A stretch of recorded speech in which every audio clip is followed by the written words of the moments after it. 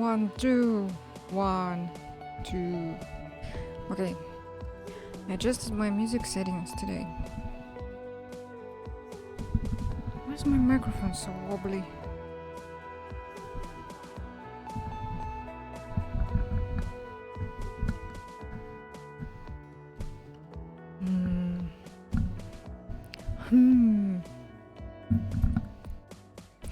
I flipped my face yesterday and I don't like that.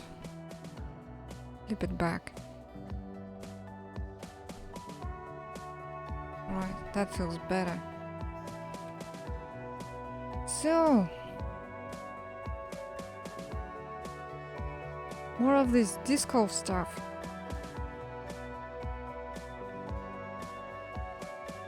This disco stuff. The disco stuff.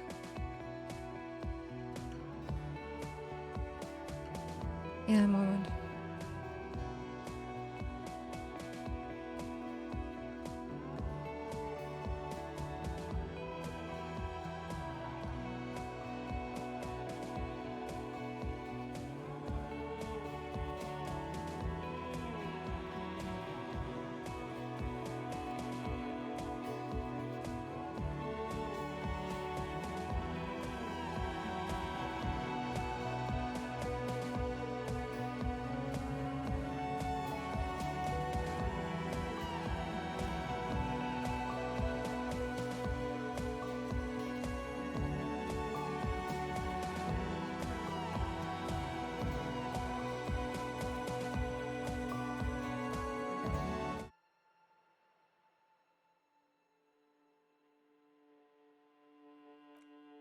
Where's the music? Ah, there it is. Okay, let me check something. Music volume. Voiceover should be full.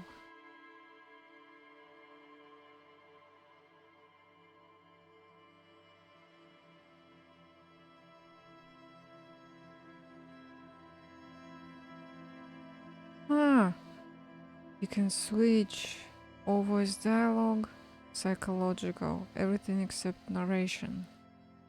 Classic, only voice introductions. What's this? Everything except narration.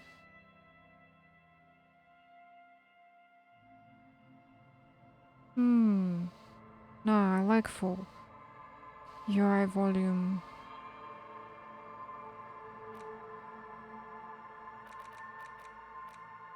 Maybe that's fine. Environment. Music could be a little quieter.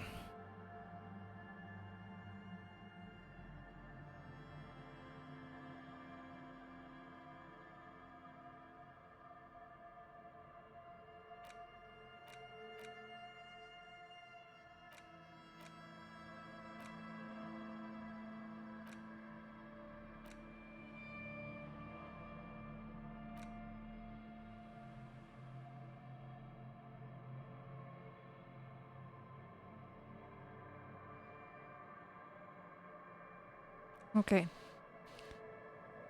Continue.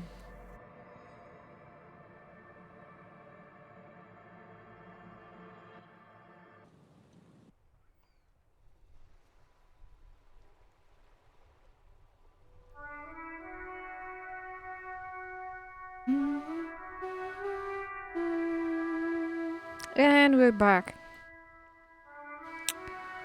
Okay, so I wanted to go to back to the cafeteria.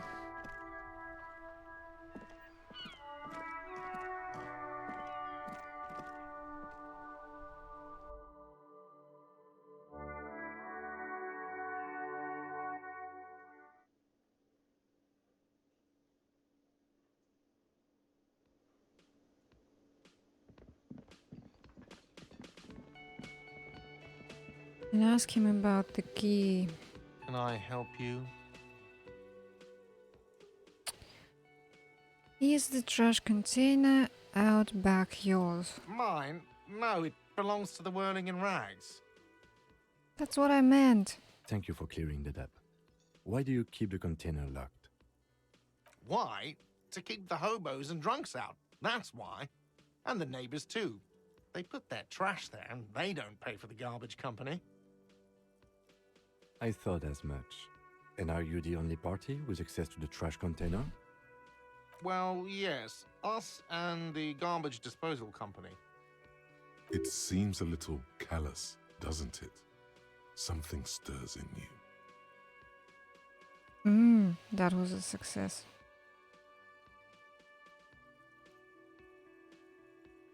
Oh, look. A person to ban.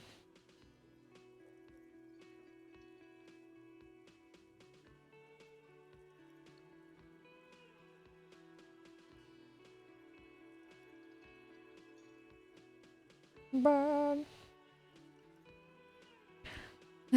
I wonder what this feeling is. No, it doesn't. Nothing stirs in me, and it isn't careless, it's common sense. What? What is he thinking about? Prod at him and find out. Oh.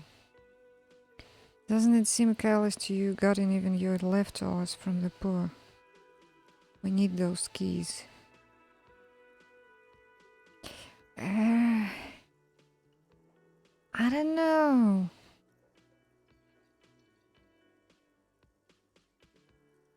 Oh, here. Callous? What are you? Kras Mazov? Almost all establishments in Revachol keep their trash locked. The Whirling in Rags is not special in that regard. Krasmazov, nom de guerre, was an economist and a historical materialist.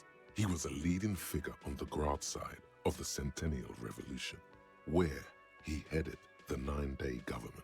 Mazov is considered the father of scientific communism, Mazovian thought, or Mazovianism. That's Karl Marx, isn't it? You haven't told me more. Maybe I am Krasmazov. I am not Krasmazov.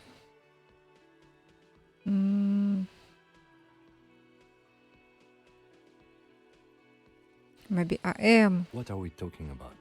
Was this not about the trash container? No, wait. What if I am? We should return to the case of your mistaken identity at a later time, officer. This was about the trash container. We need those What keys. for, Mazov? Are you planning to nationalize my trash container? It concerns the case. Please cooperate. Just bring them back once you're done, please. I've seen something here at Whirling. Got a thing I need to talk about. And by the way, I'm going to sing karaoke here, so... Okay, all of that later. Not now, let's go back. The keys. How's my thought doing?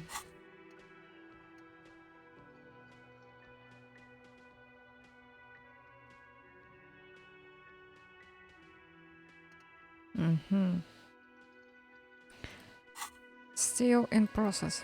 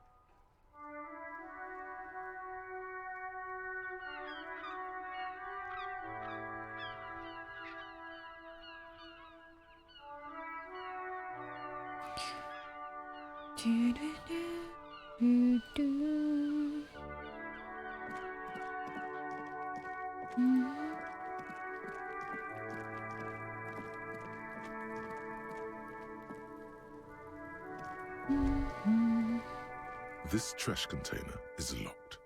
The sliding lid has a padlock this with a well-oiled crack. The lock pops open. It should now be possible to simply raise the lid. Don't. Maybe you shouldn't. Didn't I just have a premonition that there's something in there? There is, but you won't like it. Sweat forms on your brow. Your hand is still on the lid. Open the lid. The smell of rotten food rises to greet you. You see soggy cartons, dirty rags, and organic waste. We're just in time. This hasn't been emptied for over a week. Look under the boxes of cotton, pick at the racks, search the food waste. Let's do everything. You see milk and egg rest with one broken egg in it. Some pasta wrapper. Picking up the soggy packages somehow feels familiar. You've done this before. The movements are recorded in your elbows, the methodology in your fingers. You're used to this. Used to what, dumpster diving? No, searching for evidence in the trash. Dive further. A box falls into pieces in your hands. Batiste Soleil cereal.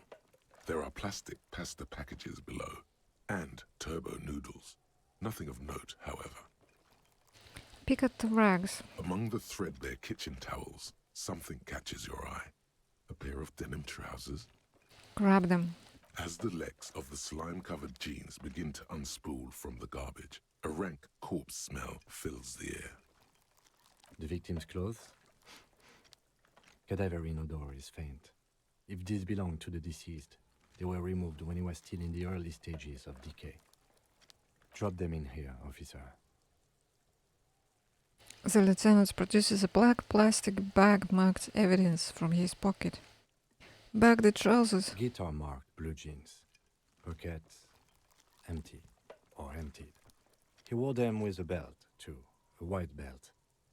The loops appear stretched, but the belt is missing. That's it.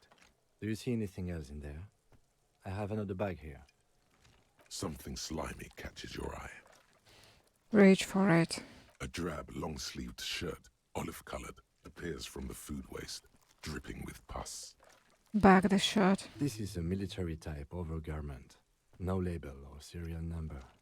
This is the kind of rib-knit shirt that's worn over light armor to conceal it in an urban scenario. Anything more? The rest of the rags are just kitchen variety waste. A yellow old mug that catches your eye. But other than that... All right. We should go to Gart again and ask if he knows who put the clothes in the trash. It could be as simple as someone from the hostel cleaning the yard. Or that one. I'd advise against confronting that force. Yeah, we need to ask the kids who put them here. You think someone from the Welling might have been involved, maybe?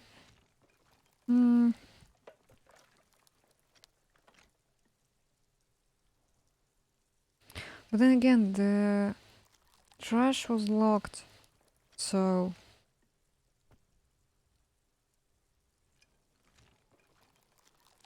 The fuck's he on about, kids? You hear that, Kuno? He thinks you're an infant or something. See? Not really. All we know is the victim's clothes are in the trash. The lid was locked, and his establishment had the key.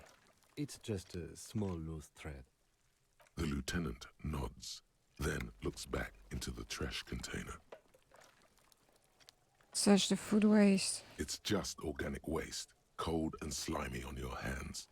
Apple and potato peels, mostly. Unidentified sludge, and the occasional chicken bone thrown in for good measure. But hey, nothing. It's nothing. Nothing more to see here. What's this? What? A blue piece of plastic sticks out from the apple peels. It's shiny. Looks like the corner of something. Something larger.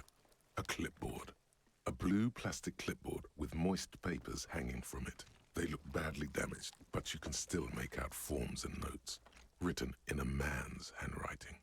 Officer, is that your paperwork? I don't know what this is. It is. Look. The plastic has the RCM street grid on it. You've even got an autopsy form in there. A miserable-looking slip of paper sticks to the board. If you don't mind me asking, how did this get in the trash? It must have been cramping my style. Cramping. It has a foreboding quality to it. Maybe I needed to lose it for the great bloodletting to begin. I think I didn't want to be a cop anymore, so I threw it away. Someone from the Berlin threw it in the trash. I don't know. I'm boring. He didn't want to be the cop anymore. Well,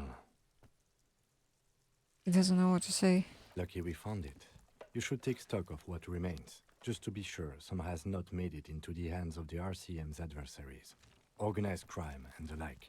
There might have been police secrets in your notes. Sounds like an order. I don't take those. Say nothing. Okay, I'll do that. Just say It nothing. will also not hurt to start taking notes on the case. Anyway, where were we?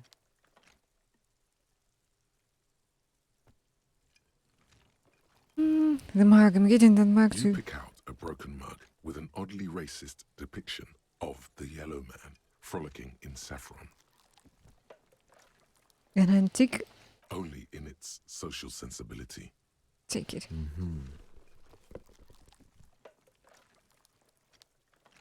Close the The lid. container sounds a muffled gong. Wow, that was loud. That's one thing off the list. I think we got it all. What's the thoughts? This is the logo of the municipality of Revachol. Okay.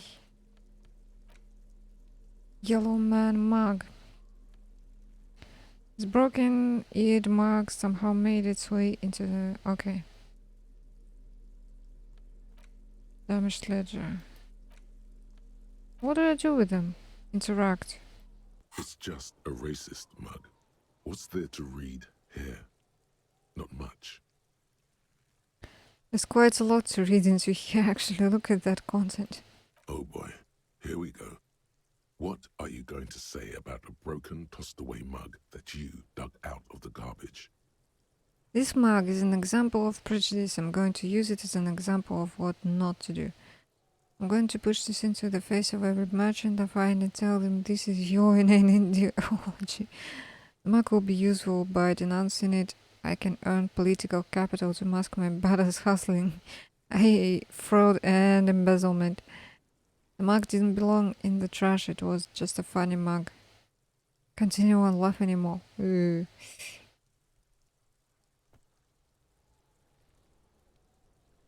Well, the first one. But it was in the trash.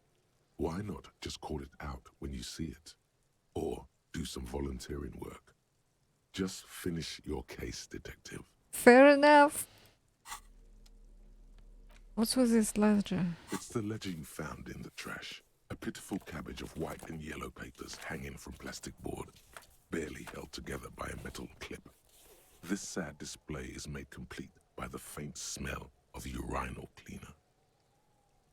Anything else? There's a piece of toilet paper, or is it cleaning tissue? No, it's toilet paper, desperately sticking to the back of the blue plastic clipboard. Ew. It's a metaphor for you.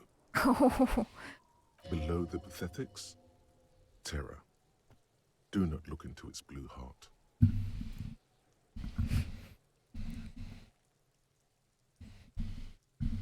I want to sit back a little because my shoulder hurts. Inspect the toilet paper. Inspect the clip. Browse the white papers. Browse the yellow. Look at the clipboard. Smell the ledger.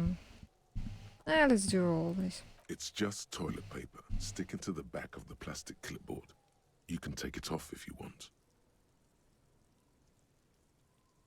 Maybe it's kitchen tissue that look exactly the same. If you want it to be kitchen tissue, it can be kitchen tissue. It's not though. It's toilet paper.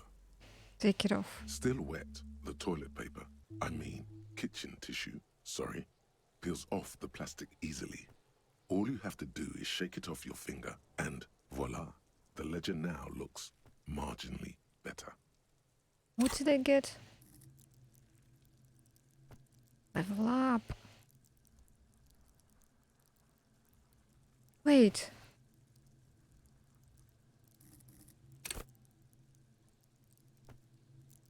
I have one skill point.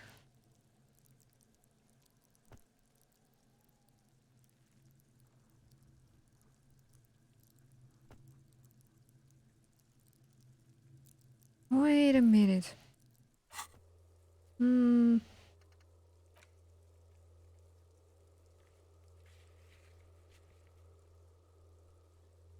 So this is an encyclopedia.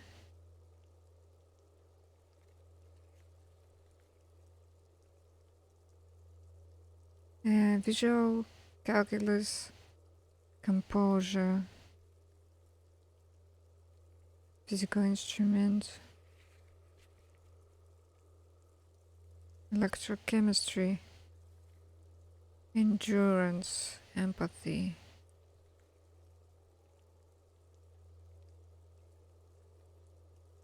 What is this map thing?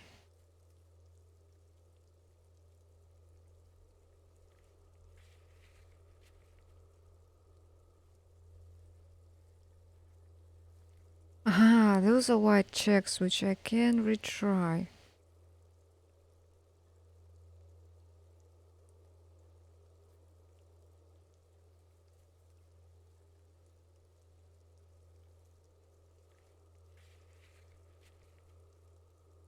What's my empathy doing? Empathy 3.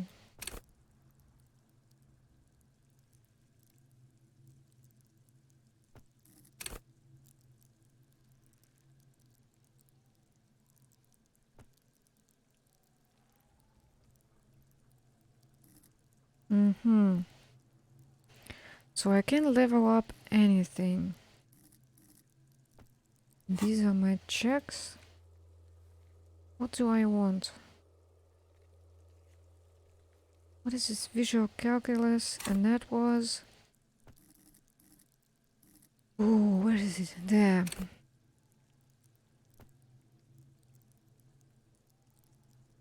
It's 4, empathy is 3, composure is 4. Maybe put one in here. I feel like electrochemistry might be important.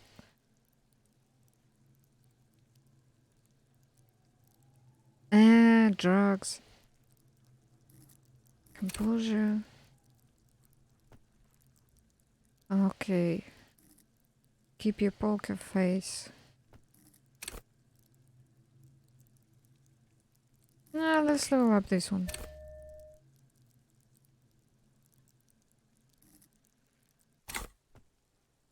Okay, inspect the clip. An aluminium block runs the width of the board, biting down on the paperwork. Its crocodile teeth are the only thing keeping the papers together. A regular pencil, the tip worn down to nothing, has been attached to the clip. Run your finger across the aluminium. The surface is interrupted by a silvery sticker. It's rectangular, sparkling with iridescence.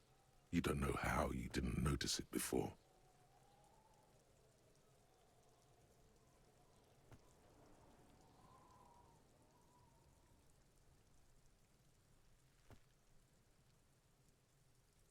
It is similar to the RCM watermark on your blazer the lieutenant mentioned. Didn't he say something about the headlights of his motor carriage? That you can read these there? Lieutenant, is this the one of the hologram watermarks you mentioned? Point to the sticker. What? Yes, halogen watermark used for adding information to RCM property. Hologram watermarks. Which is actually a halogen.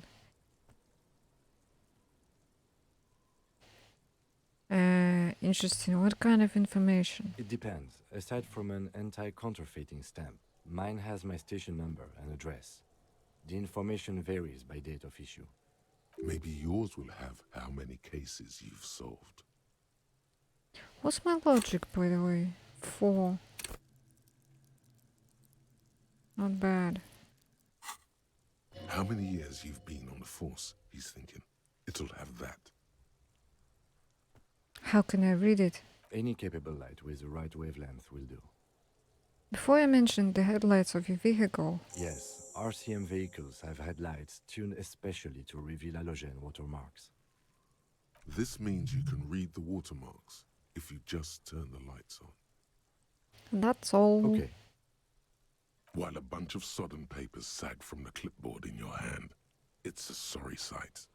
What's in the white ones? They're not exactly white.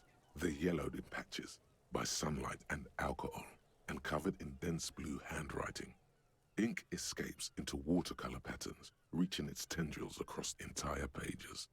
The paper itself is checkered, with faint red lines, forming short paragraphs. Once in a while, there's a red stamp that exclaims, "Case files commit to paper." The case files themselves are plenty. You count more than 100 sodden, crumpled up, earmarked pages falling apart in your hands. They appear to be sufficiently organized and extremely dense, if mostly illegible. What's in there? What are they about? Work, strife, poverty, the Jamrock Quarter. These are handwritten logs of investigations dating back to January 51, this year. The exact number is hard to estimate due to missing pages and an odd naming convention. But there are at least 20, maybe 30 cases undertaken, not completed, mind you. It's the middle of March. You have attempted 2 cases a week on average. Is 2 cases a week a good case lot, Lieutenant? huh? 2 complex cases to undertake is a lot, yes. You really have to push yourself. I would not suggest it, lest you start making mistakes. 2 cases a week appears to have been my load. I'm not sure I completed them though. Not in return to the case. 2? That's a lot. I didn't mean to say you are making mistakes, by the way. That was presumptuous of me. I burned out, alright. That's okay. We all do, sooner or later. Like a fan of gills, the checkered papers dry in your hand. The handwriting is extremely dense, if mostly illegible. There was a mention of a naming convention here. Yes, it appears you employ a, shall we say, robust yet literary system. Each investigation has its case number written on the margins. Yet, still more tellingly, most are accompanied by a name. A title, one might say even. One that draws inspiration from snoop fiction and vespertine cop show staples. Oh my, and they're written in capital letters too. Yes, all caps. One is called The Next World Mural. Another, The Square Bullet Hole Murders. Another yet, The Unsolvable Case. Others appear more light-hearted. The guys on a couch in an unexpected location, and the murder at the hookah parlor. Even the rare article-free collapsing tenement. Murder features prominently throughout. It's going to take an effort to piece these case files together, but it can be done.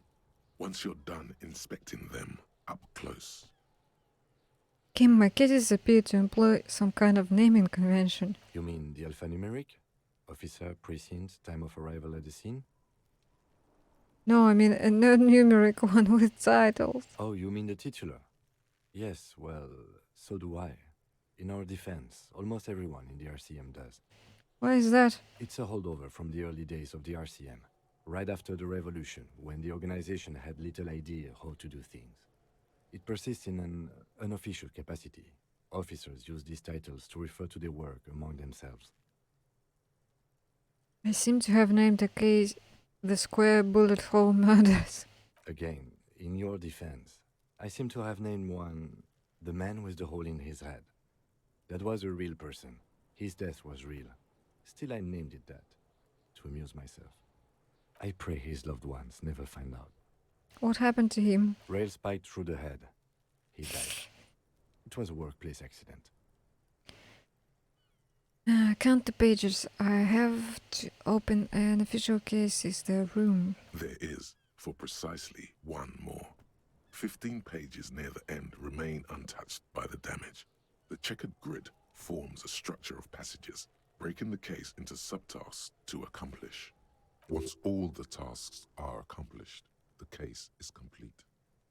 Commit to paper. Sadly, the ledger only comes with an old, worn-down lead pencil. It's unfitting of this monumental event. Fair enough. The ledger only comes with an old, worn-down lead pencil. It will do, barely. But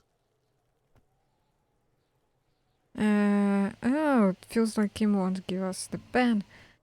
But we'll ask anyway. the lieutenant looks at his blue notebook. 2 fat, shiny pens hang from the binder, like large caliber bullets on an ammo belt. He is not really saying anything, just standing there, looking at them.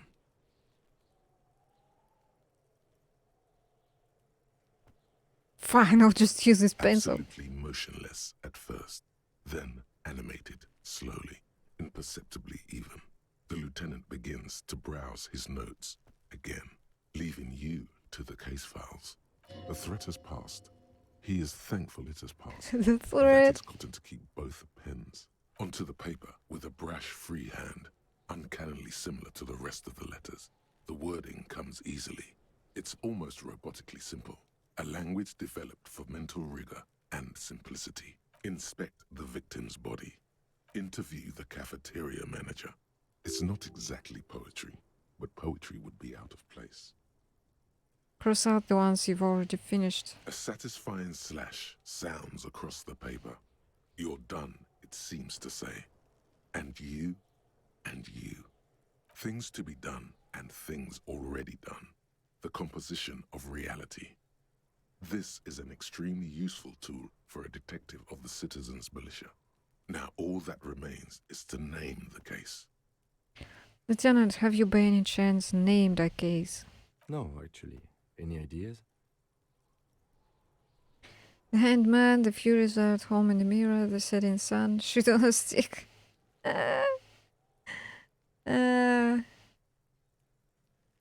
Second? Furies. Yes, well, I don't know. I have to be honest, I'm not experiencing the internal strife that it refers to. And also, could you make it less poetic somehow? Just a normal case name, you know? Think, what would that be? A good normal name. Yes, you know what that normal name is, but it's so plain. Anything else, please. That's setting sun. Okay. It's a good name, but it has one problem. This case has nothing to do with the setting sun. At all. It has nothing to do with that, so... Something more concrete, perhaps? Do you have something concrete? Mundane, usual? Usual is boring. We don't do that. Shoot on a stick. Ah, yes. I have to tell you, officer, I don't appreciate ironic titles. Other officers will have to use this as reference. If it's idiot or cockfinger, they're not going to get it. They're going to think an idiot and a cockfinger were on this case. So, do you have something less funny? Oh, fine. Is outlawed with this guy. What a knock! Yeah, I agree. Necktie. The second one would have been great. Fine, Jesus. Great. That's great. That's actually what I was thinking too. Oh, The Hanged Man. Good, strong name. We have a very good name for the case now. I'm going to start calling it the Hanged Man. It's good we sorted this out. You don't exactly close them, so much as distance yourself from the smelly papers. They're a little further from your nose now.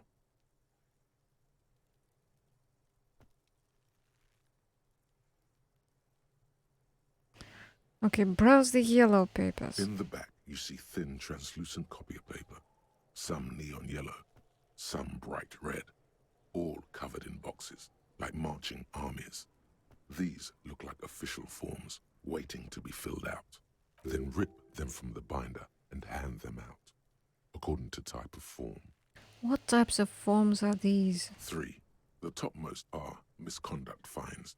The middle ones are station calls. And the bottommost are Field autopsy forms. Each is easy enough to make sense of. You don't have to be an intellectual giant to do police work.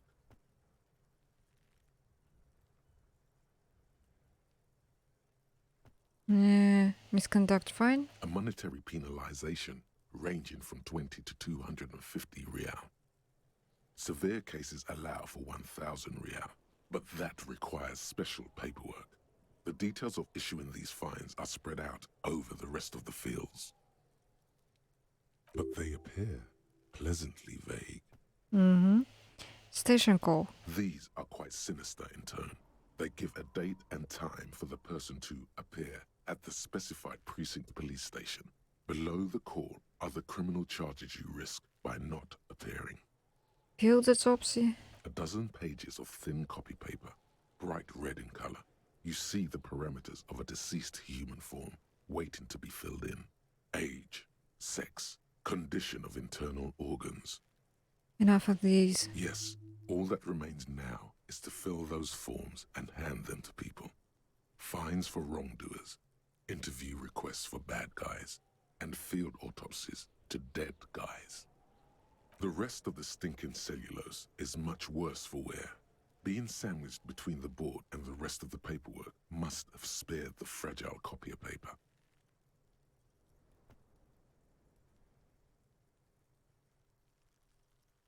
Mm-hmm.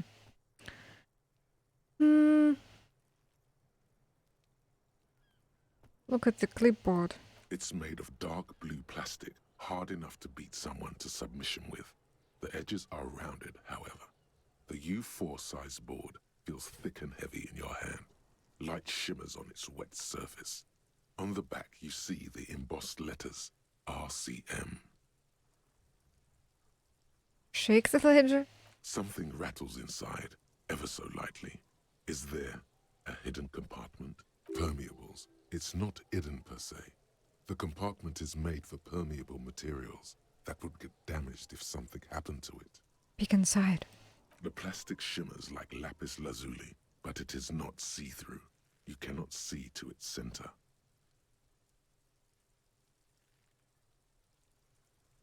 How would I open it? With your hands, U4 sized pages hang from the clip screwed to the top of the board.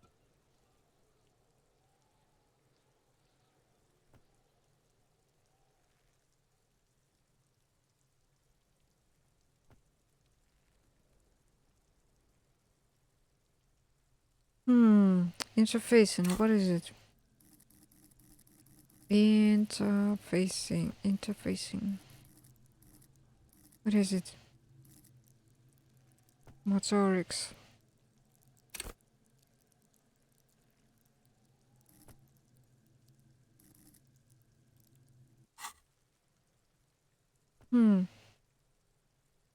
Smell the ledger. The acidic stench of rotting food is rubbed off on the cellulose. It now forms the base of the experience.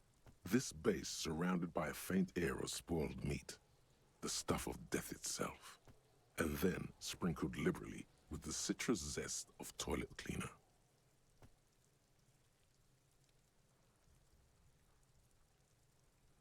Okay, let's try this one. It's proving to be harder than expected. You just don't have the intellectual rigor to patch the quilt back together. Try again later.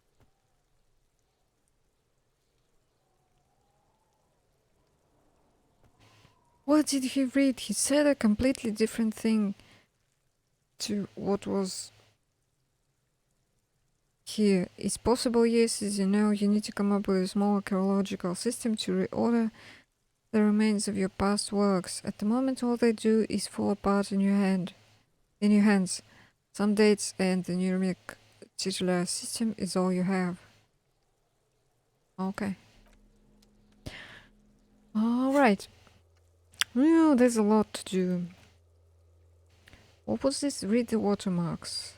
Ah, yes, let's go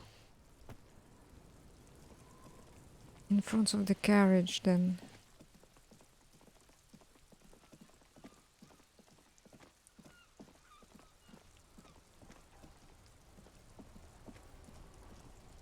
Before you stands a motor carriage. The bodywork is covered in blue and white livery, bearing the number 57. Vapor emanates from the large engine on the back of the vehicle.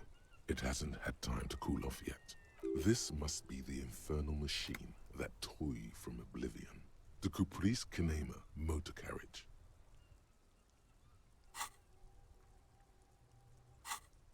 In the cabin, you are welcomed by a set of steering levers, a radio microphone on a hook, a pull-out toolbox under the seat, and the soft glow of the fuel preheater gauge. Kim, how do I turn on the headlights? All right. Ready? I turn, you press start. It's next to the preheater. He's downplaying his excitement. The lieutenant is more than happy to show off his precious carriage. Oh, The dashboard lights up with orange glow. The rounds per minute gauge jumps, and the engine of the Caprice Kinema comes to life with a whiny growl. press the button labeled headlights. The lights unfold with a little click, casting electrical light onto the ground before the vehicle. There you go. I'll turn them off from the remote once you're done. We just need to stand in front of the machine now.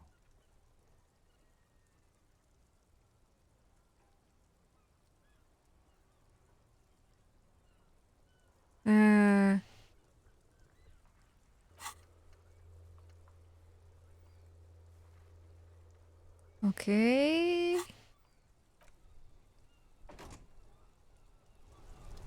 Go here. As you hold your ledger's clip under the headlamp, an iridescent hologram appears. A street grid and the veins of a great river. A familiar sensation washes over you. It is a hologram. There she is. Revachol West. There's a note of pride in the lieutenant's voice. Around the borders of the watermark are dozens, no, hundreds of micro-perforations. Look at the shimmering street grid. The rectangular watermark is overlaid with the logo of the RCM, and yet the major arteries of Revachol are all recognizable. They shimmer in the Kinema's headlights.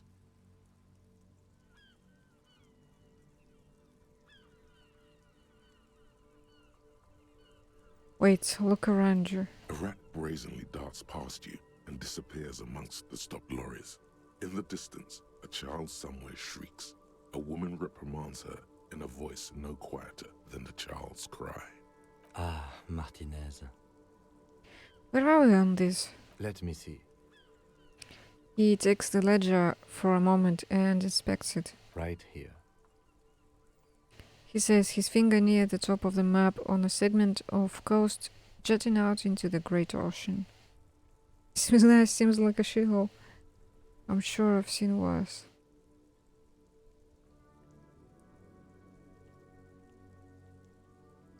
I'm sure I've seen worse. Oh yes. Coal City. Le Royaume. The burnt-out quarter. Look at the perforations. There are many of them, and they are divided into 3 separate rows. Tally up the different rows. The first row has 18 dots. Not bad. Not bad for what? You don't even know what it means yet. What about the next one? The next is the longest. It runs all the way around the border, and then some. Count them individually. There are so many, it's hard to count. More than 150, at least. Maybe even 200. So it was easy for him to count about 100 pages of cases, but more than 150 is suddenly not that easy. The last row has 3 perforations. 3, that's it. That's it. Hey Kim, what do all of these holes mean? Those are perforations. They represent your record as an officer of the RCM. They are your statistics, as it were. I should have guessed you'd keep a record. Officers often do. Let's take a look. Alpha male officers who are proud of their numbers often do. It's meant. The first row represents your years of service. 18 years. Okay, not bad at all. What did you do before you volunteered? Wait, 18 years I've done this? I got drunk like a megastar. I walked the land telling wars and lies of the end to come. Okay. Probably some boring office job. Same as everyone else. I feel like I just went around apologizing all the time. 18 years. That's what it says. I might have guessed even longer based on your age. What did you do all those blissful years of your youth?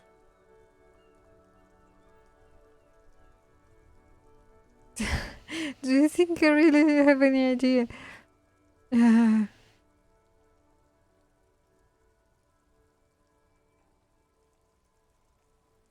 Fair point.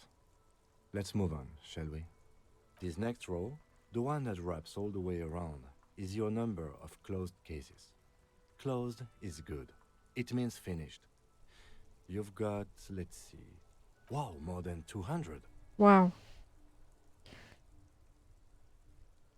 Is that a lot? It's quite a lot, even for someone who's been on the force for nearly 2 decades. Usually, clearing more than 10 cases a year puts you in the 90th percentile of all RCM officers.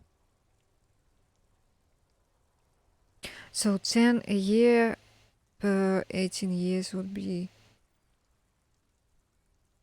180, and he has done more than 200.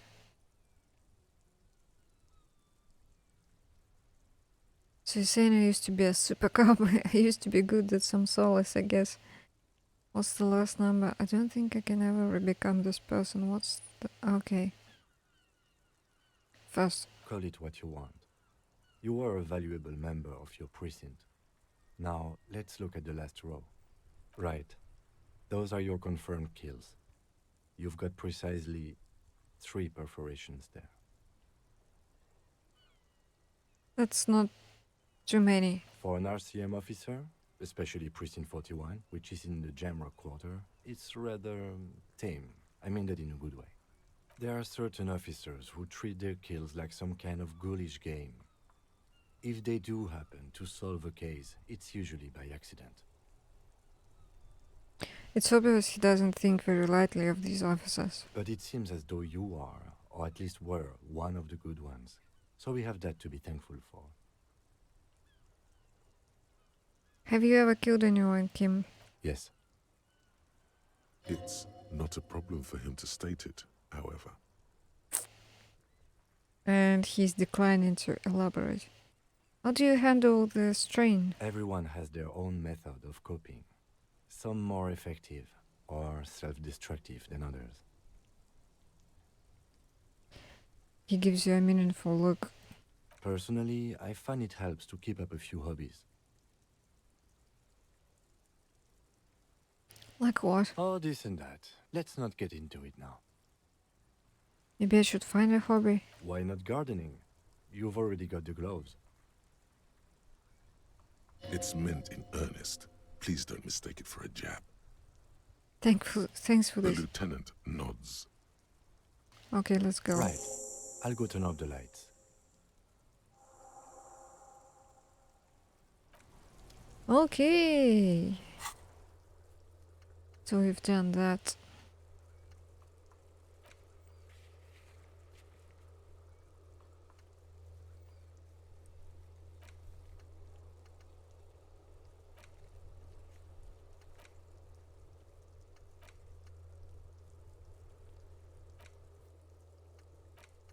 So we can call the precinct here and talk to the gardener since she's really close.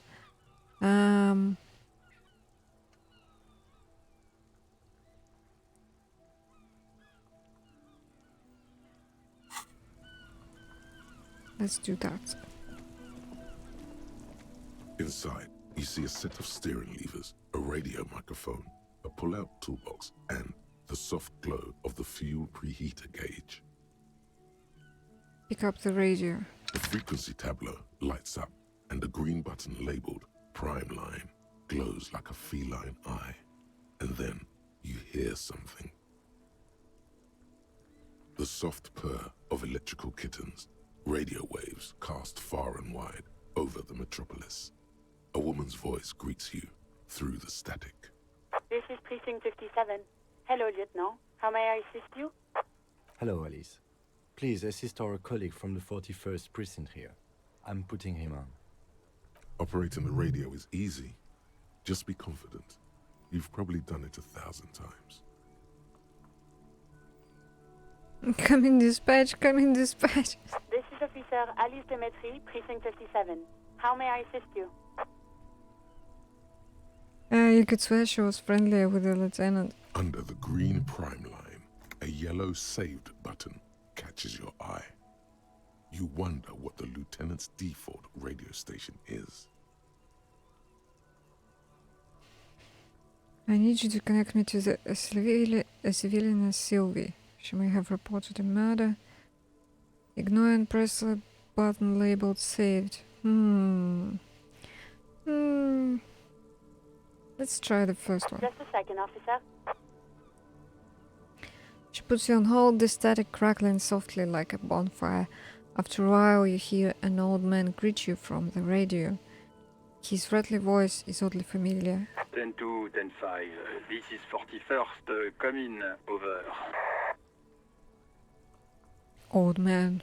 A scrawny old man sits in a dusty cubicle, smoking, with a large white rectangle sewn on his vest. In front of him is a box-shaped apparatus with an array of wires and antennas. The radio switchboard. The man uses relay code. You got this. You're a cop, and cops know relay code. 10-4, station 41, I've got a urgent business over. 10-4, message received. 10-5, relay message. What's your status? Over. Just reporting in. 10-18, state your message, sir.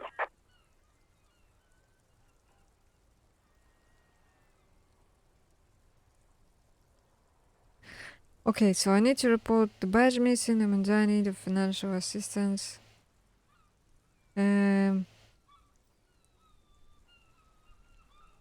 Personal details I'd like to discuss.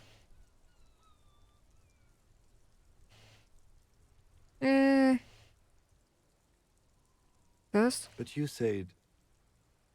never mind. Oh no. 10-9, over. My badge, I can't find it anywhere. Basically, it's gone. 10-4, message received. This is a very serious situation. I need to 10-22 the captain. Over. Is it him? What does he want? Says he lost his badge and needs to report it. He what? He lost his badge?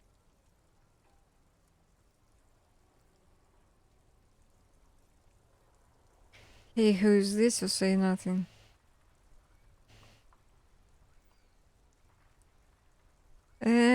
Who's this? This is Communication Officer Jules Pidieux, sir. Over. No, the other one. You mean your partner? Over. What is he saying? He's asking who you are. I'm his goddamn partner. Oh no. It's your partner, Satellite Officer Wittmar, sir. Over. Did he lose his memory along with his fucking badge? The man in the background sounds like he's losing his patience. Who lost his badge? Dick fucking Mullen. Who do you think? It's Officer Dick Mullen from the bestseller Dick Mullen and the Lost Identity. He's fighting awful after. Dick Mullen is not your name. It's the name of a fictional detective who would not lose his badge. Ew. Defend yourself. Immediately. They're laughing at you. Okay, come on, operator, tell them to stop. This is serious. Haha, officer has lost his badge. Haha, like I'm the first cop to ever misplace his badge. Can't we just move on? I want to get it reported and be done with it.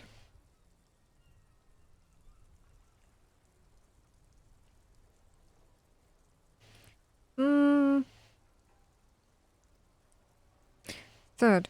10-4, I hear you, officer. I'm just going to make a note here that you are in pursuit of your misplaced badge. Over. Fuck me. Mac, come here. You've got to hear this. Dick Mullen lost his badge. What's going on? Super Cop here lost his badge. He lost his what now? His badge. He lost his goddamn fucking badge. Shut the fuck up. Come again. I didn't get that. Over. New heights even for Captain Sober. Ask him. Ask him if he's lost his gun too. Sergeant Orson wants to know if you lost your gun too. Check your pockets. Check your... Holy fuck. You don't know where No. it is, do you? I don't have my gun. No. It's gone. It's not fucking on you. What's Half-Life?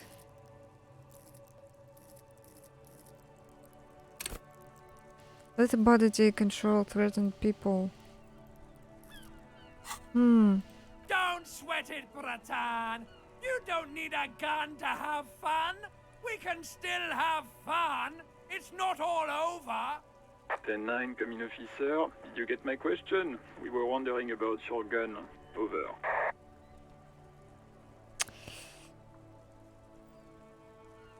Say nothing. 10-1, you're breaking up. 10-9, repeat please. Over. Don't say anything. 10-9, come in, officer. Over. Remain Come silent. in, officer. 10-9, repeat message please. Did you misplace your firearm? Over. Just say you lost your gun. Anything else would only make the situation worse here.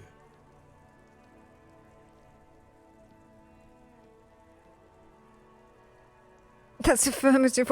He says he doesn't have it. Dear God, he lost his gun. Oh my, I can't. This isn't really a laughing matter. Mac can face a giant of Coco Nur by himself, but Disco here made him piss his pants. Huh? Mac can face a giant of Mac Dawson. The disco made him piss his pants. Oh, I can't. Fuck. He lost his... Ask him if he still got his wiener. I'm not going to. Ask him. Sergeant Orson here is wondering if you are still in possession of your genitalia. Over.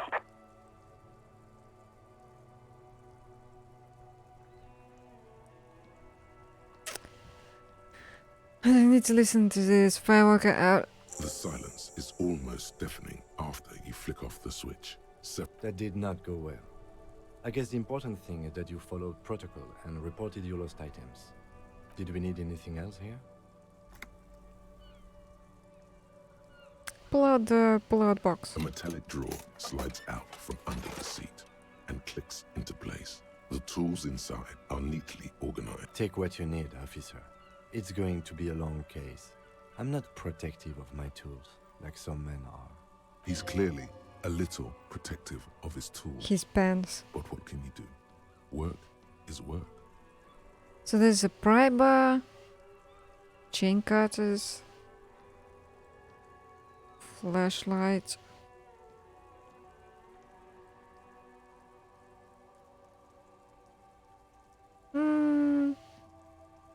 I don't think we need anything The right pull-out now. toolbox slides back into its nest. Preheater gauge casts a warm glow on the steering levers and the radio on its hook. Run your fingers over one of the steering levers. The white suede feels luxurious under the touch, and the metal clutch handle so very familiar in your palm.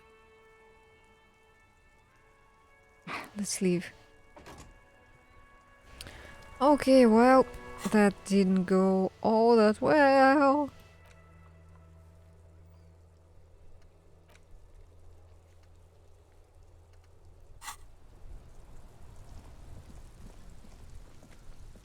It's raining again.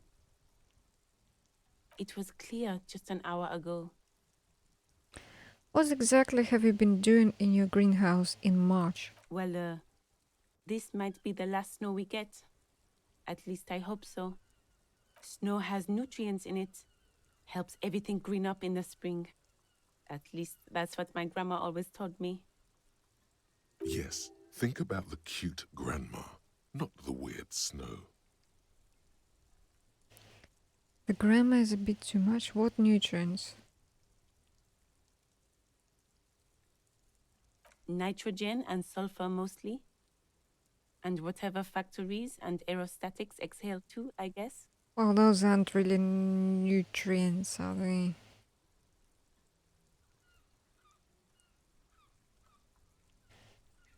Let's try. Stop looking at her. Look around. What do you see? The traffic jam? That's right.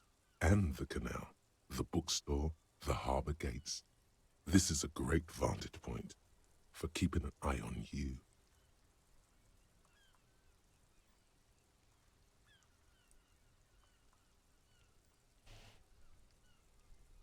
Are you by any chance keeping an eye on us? No, of course not. I don't understand what this is about. She looks towards the yard and her expression clears. The kid did this, right? The red-haired rat? Can't say a sentence without or kipped. He's always giving me trouble. I was talking to him, yes. Maybe you shouldn't be. I mean, you do your job, but that kid is beyond help. And he certainly won't help you. You've been resting here for quite a while, haven't you? Yes, I'm tired. I understand. The RCM isn't welcome here, and the locals want to keep an eye on us. There's silence, the smallest of smiles. That's okay, miss. Do what you have to do. I think we're done here. Let's go. Okay. Alright, so... Aha, skill point soon. So what else can we do? Ask Kuno if he knows anything about the clothes. Ask Gata if he knows how clothes got there. Alright, let's do that.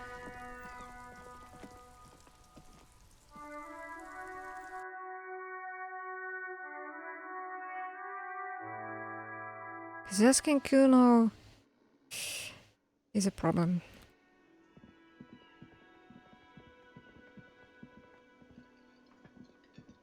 Can I help you?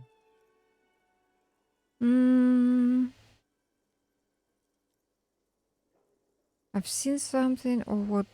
Wait, which one is that? This one? What thing?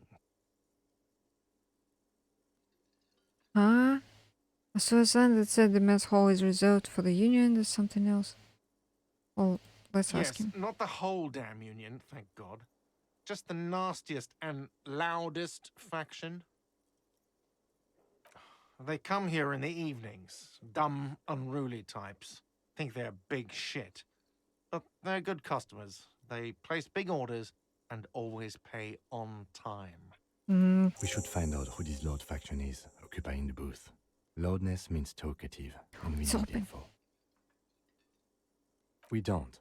We have to wait. They'll show up sooner or later. Men get hungry, even striking men. If not today, then they'll be here tomorrow. There are these things called days. You sleep between them. He's saying they'll come after you've slept. Just making clear you got that. How's that thought going? 3 hours left and 6 minutes. And it's nearly 2 p.m., so...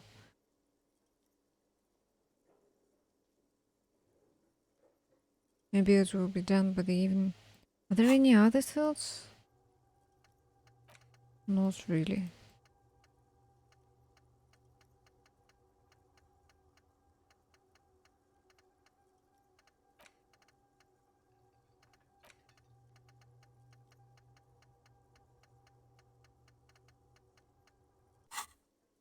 What?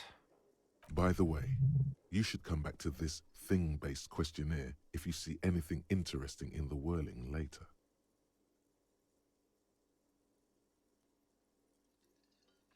Here's your trash container key. Thanks. I hope you found what you were looking for. And found the victim's clothes. How strange. I certainly didn't put them there.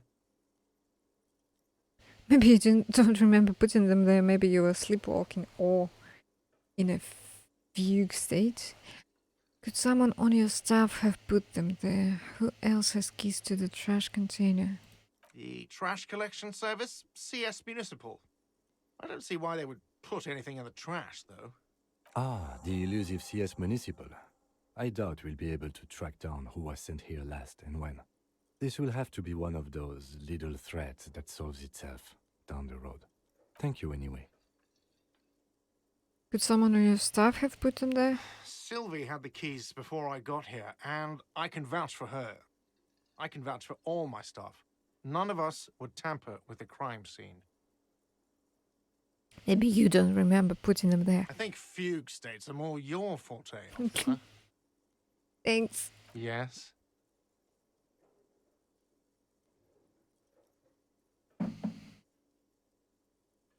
By the way, I'm going to sing karaoke here. Absolutely out of the question. Absolutely in the question. First we find a sad banger. Then we sing this place to shit. Your body is ready, sire. Goodbye. Let's see what opened here. Oh, it's the kitchen.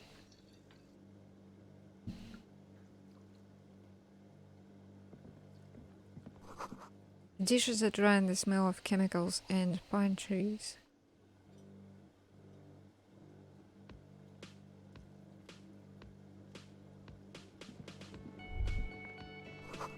An aroma of spices, alcohol, and tomato hangs in the air.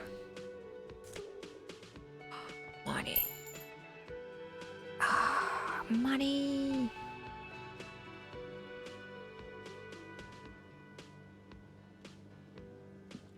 A thin man is smoking below an exhaust hood, occasionally sipping from his mug.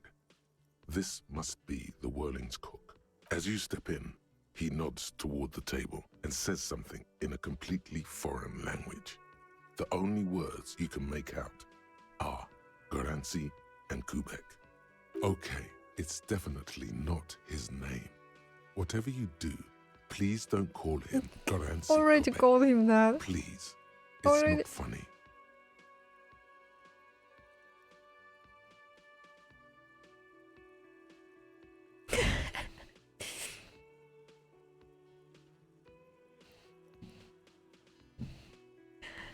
Grazie, I have some questions to ask Mr. Kubek. I'm here on official police business. Oh, hello, sir. Good time for a few questions. The man puts his cup down and replies something, his left hand drawing arcs in the air. You've got some impressive pots here. He smiles and bangs his ladle against each of his pots in turn. It's almost like music, especially with the sounds of assorted dishes boiling and simmering on the stove. I don't think I need anything else. Stay masculine. Oh, that's it.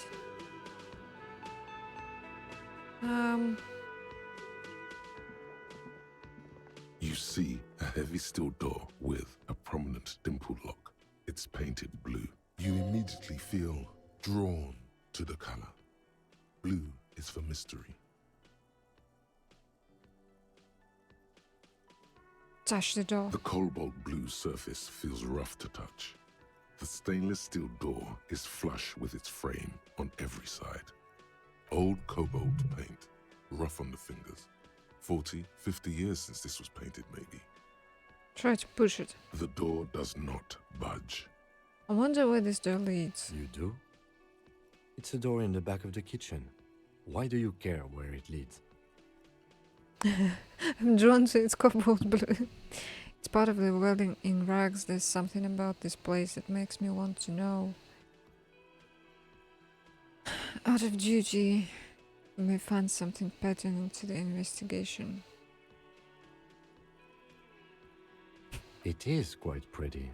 I suppose we could look into it as a side investigation.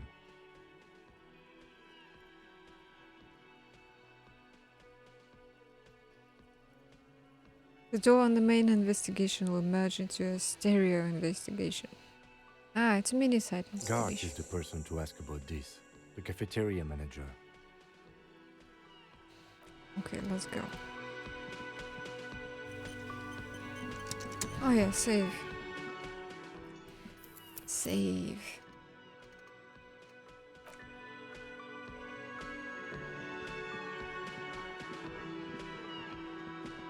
Can I help you? So another thing. Another thing. Great. I love those. Mysterious blue door. Oh, yes, that door, sure. There's nothing mysterious about it. It's just a door. Do you know what's behind it? Do you have... No, I don't have a key. I don't know how to get there. And I don't care either. It's not like I've been wondering about it for 10 years. It's just a frit warehouse, probably.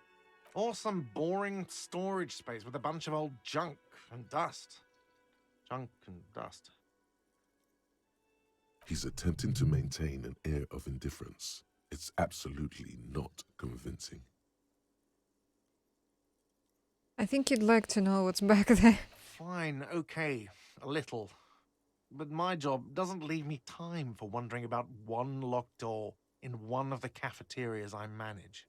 So I haven't opened it. I have cleaned the whole place 100 times over, though, after the animals. And I haven't found a key, so good luck with that. Okay. Yes?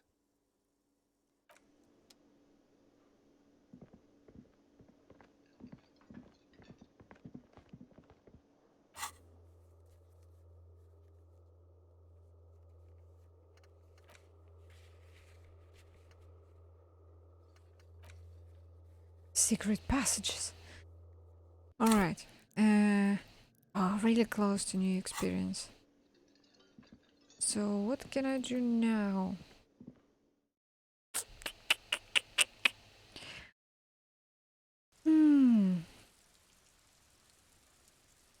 Definitely need to talk to those workers. But I kind of want to go around here. Oh wait. Oh wait.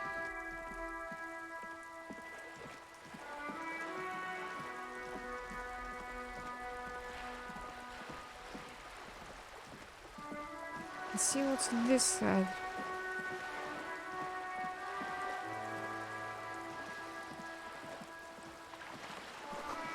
Lonely cormorant surveys the sea, indifferent to your approach. There's a door.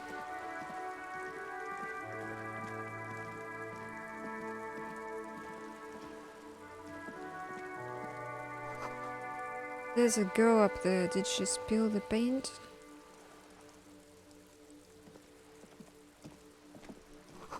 Inside the frame of a motorcycle in repair and the tools used to disassemble it.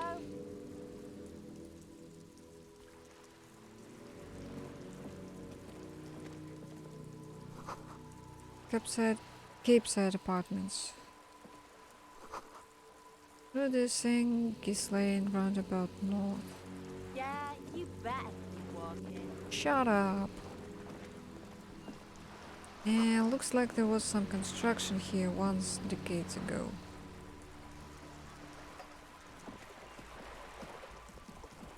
Oh wait. The belly of this boat shines like it was recently painted. Docking reserved for residents of Rue de Saint-Ghislain 33A. Your room in the dwelling isn't much bigger than the sloop.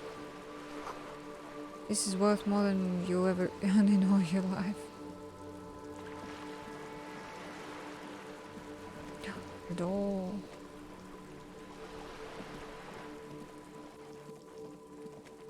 The streets will flow red once more.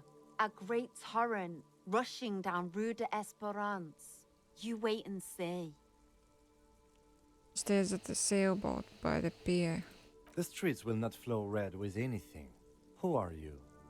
I'm Cindy the fucking Skull. What else do you want to know? Date of birth, blood type, the last time I was tested for Hep C. We just want to know your name, little lady. No need to get defensive. Don't use that tone with me. I'm the law. Let's start with your blood type and go from there. Yep, yeah. When were you last tested?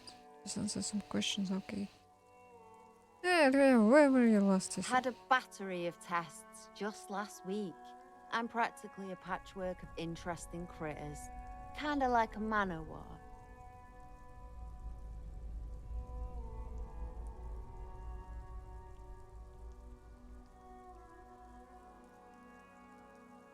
Why do you keep looking off to the side? The lieutenant furrows his brow at another one of your eccentricisms. She nods disdainfully towards the woman performing maintenance. Oh, there's somebody there. On the boat. Hatred, disgust. It's difficult to tell which of the two is more present in her girlish features. The woman on the boat does not notice her staring. That Ozon whore. Someone's got to keep an eye on her. Ozon is an archipelago 2 days' travel away from Rivershaw. Its moneyed residents, used to posh restaurants and upscale boutiques, rarely have reason to visit Martinez. Who is she? Probably the Wild Pines rep. We should talk to her. She's a professional negotiator, though. I have the feeling she will be very cooperative while telling us nothing. You should take the lead. Ask her unexpected questions, you know? Do your thing. Don't be afraid to get a bit wacky. Throwing her off is our best bet. Good idea, piggies. Run along now. Fuck her shit up good. Impound that boat while you're at it. I'd like to watch her swim back to Ozon. What are you doing to the wall? Can't you tell? I'm painting a beautiful mural, an aereo graffitio visible from low orbit. I haven't really started it yet. I'm waiting for the right words. So you don't know what to write? Why are you still committed to defacing the building? I have an opinion on this when I hear it. Okay, first one. Have you ever tried your hand at graffitio? When faced with a blank wall, most people write unimaginative stuff, like pigs go home and Mona was here. We rarely see pigs round here, though. Just union cats. And my name's not Mona, so... She wants it to be something true and total. I have an opinion. Yeah? I love Publica, don't mind us, keep doing what you do. I'm gonna have to stop you, this hooliganism. Actually, I don't have an opinion, I lied. Yeah, the first one. Thanks. I'm sure the inspiration will come to me now that I have an official RCM stamp of approve. She means the opposite. Oh. You've lessened her desire to deface the building. Do you know anything about the recent murder? I ain't no snitch, pigstein. Go forth and forage in someone else's shit. No shortage of squealers in these parts. Actually, there is a shortage of people who talk to us in a normal, calm, informative manner. We weren't put on this earth to make your life pleasant, fucko. Watch your back, ungulate. You've got eyes on you. What's this?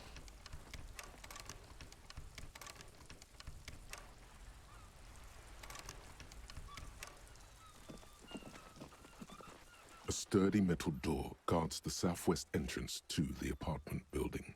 It's locked. The door rattles against your knuckles, but there's no response. The door rattles again, but this time you hear an elderly woman's voice calling out from inside. Stop banging on the door! I'm not letting any more strangers inside. Hold on, who am I speaking to? Doesn't matter who I am. Now go on, get out of here. This is the police. Ha! The police? Everyone knows the police don't come round here.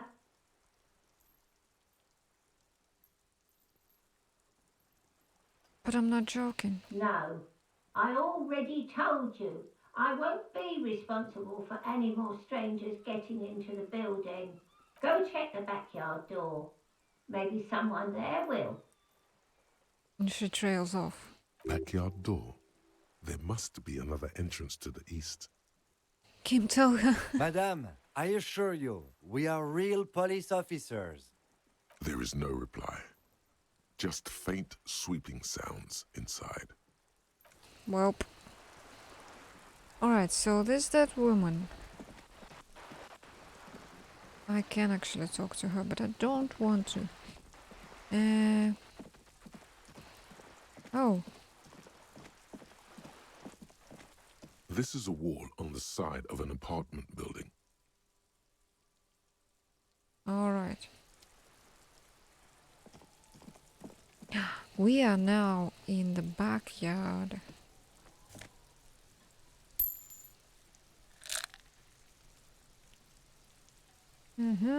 Okay, I can restore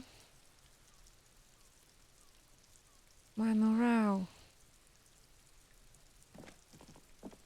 Hey, what's that noise down there? A garden hose, this won't be of use until the snow melts.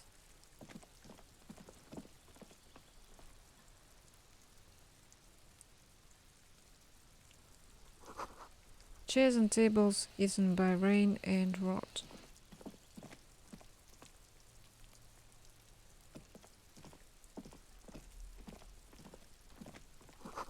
These barrels are half full of rainwater. I could knock on this? Interesting. Just a closed door, but you look at it suspiciously. Yeah, orange bucket.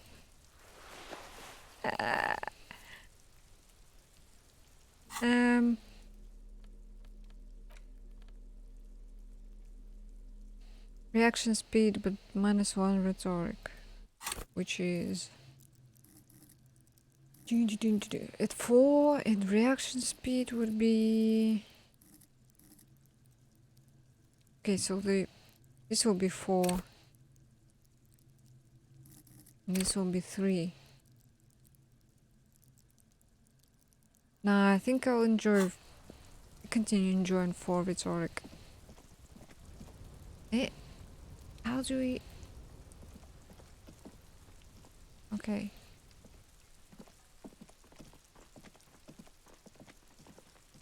Where's that girl? She's right there. Okay.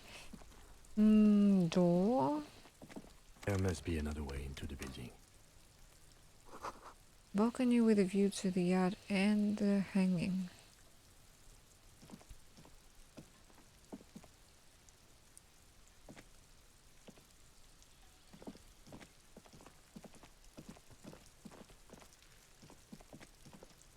Are you trying to sneak up on me? Yes. Come to slit my throat in my sleep. You're not asleep. Logic error. She is not sleeping right now. Pig's come to take me out. Trying to snuff me out. Are you sleeping right now? Don't get fucking clever with me, pig. You think you're so clever. Trying to sneak up on me again. Trying to snuff me out. Get up.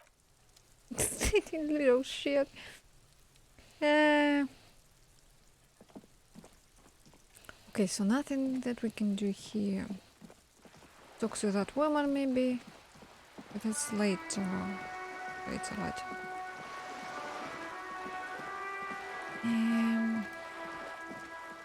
Let's go this way. But the thing that I've seen and said, But you hear the distant squall of seabirds. Oh, there they are, the guys. A splatter of bullet holes lines the wall. The sight of bullet holes stirs something in you, making you forget the lieutenant's surname. The faded marks are too degraded to draw any forensic conclusions. Just chips in the sandstone. They look pretty ancient. Kim, look, the bullet holes. Where?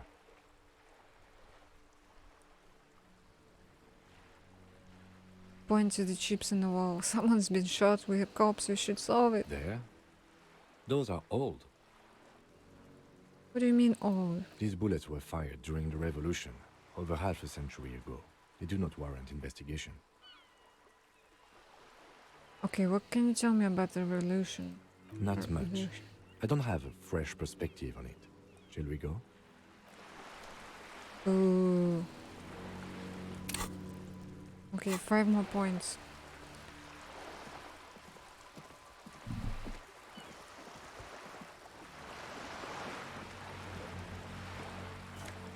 Ah, money!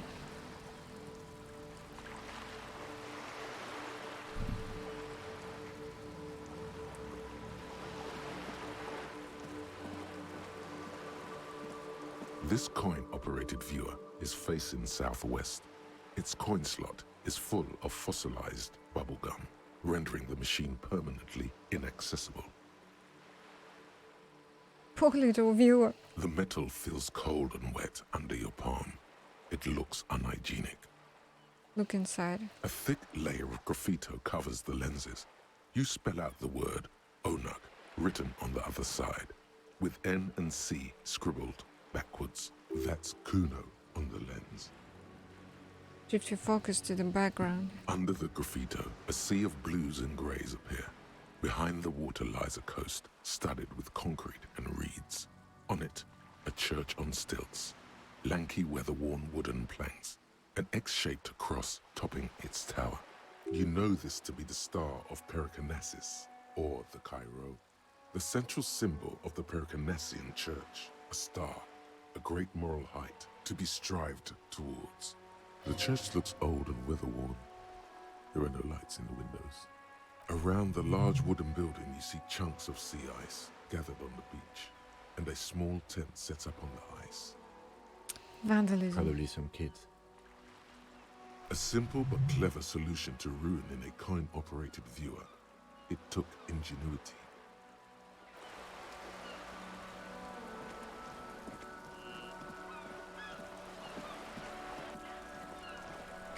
Okay, these guys, one of which was entirely awful from what I remember.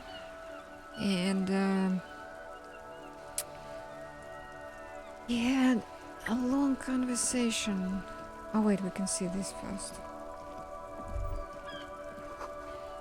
The spirited chirps and clicks of swallows fill the air. Tire tracks leading onto the roof. The slush and rain has almost washed them off.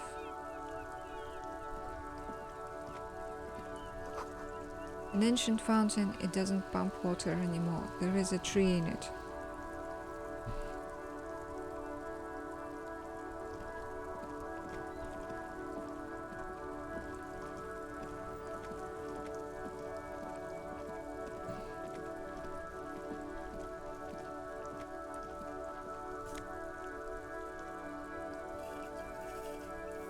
Another fad.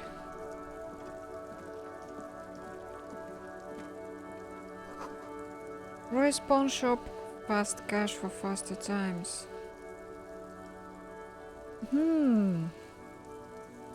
Why, this is the broken thingy. Waterlock out of order until Wednesday 7:15. Butter sign down. A crumpled billboard reading, Samaran butter soaks in the canal. Two ugly lines mar the bright countenance of the blonde boy depicted. The sign billboard has fallen on the waterlock, keeping it open, and thus out of order.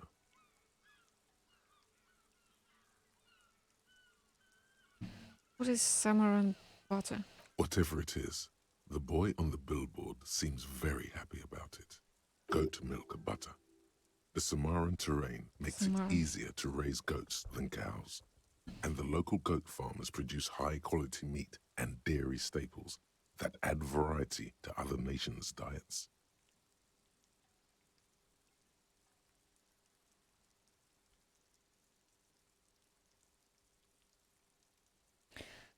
It's an acquired taste. We need to raise this somehow. Maybe talk to this dude. G'day to you, officers. A burly man hangs out by the waterlock, carving up a generous serving of salami. with an old hunter's knife. His eyes are fixed on a man stranded on the other side of the waterlock and on an enormous billboard that has fallen down into the canal between them.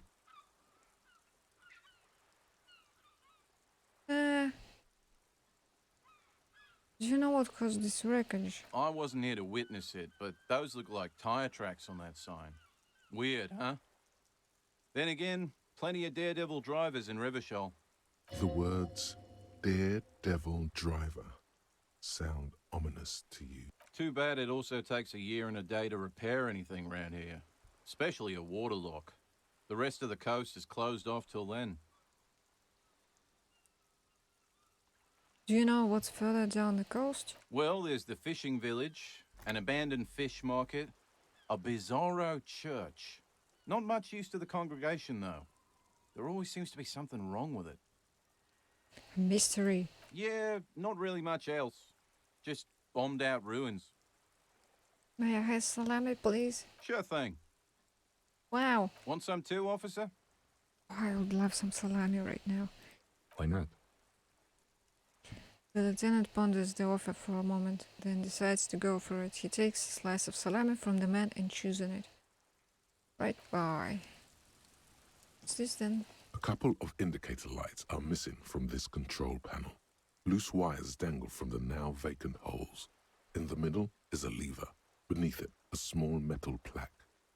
This panel usually closes the waterlock, turning it into a bridge that lets you cross the canal. But there's a crashed salmon and butter sign in the way. Pulling the lever probably won't do anything. Pull the lever. You pull the lever all the way up until the metal clicks against the contact pins. You hear a soft clunk. Then, nothing happens. A spring brings the lever back to its original position. You still need to close the waterlock to get across the canal. Some other way. Wasn't there a sign over there saying functionality will be restored on Wednesday morning? Yeah, but what day is today? This is day 1. But, it's Monday. G'day to you, officers. What's with a lever that does nothing? It's supposed to operate the waterlock, but as noted, it's all junk right now. Disabled because of the blockage. Why? Safety measure. Turns out the panel needs a special key to be reactivated. Wouldn't want anyone moving the waterlock with debris still in the channel. It'll be restarted on Wednesday morning. You want to do the honors when the time comes?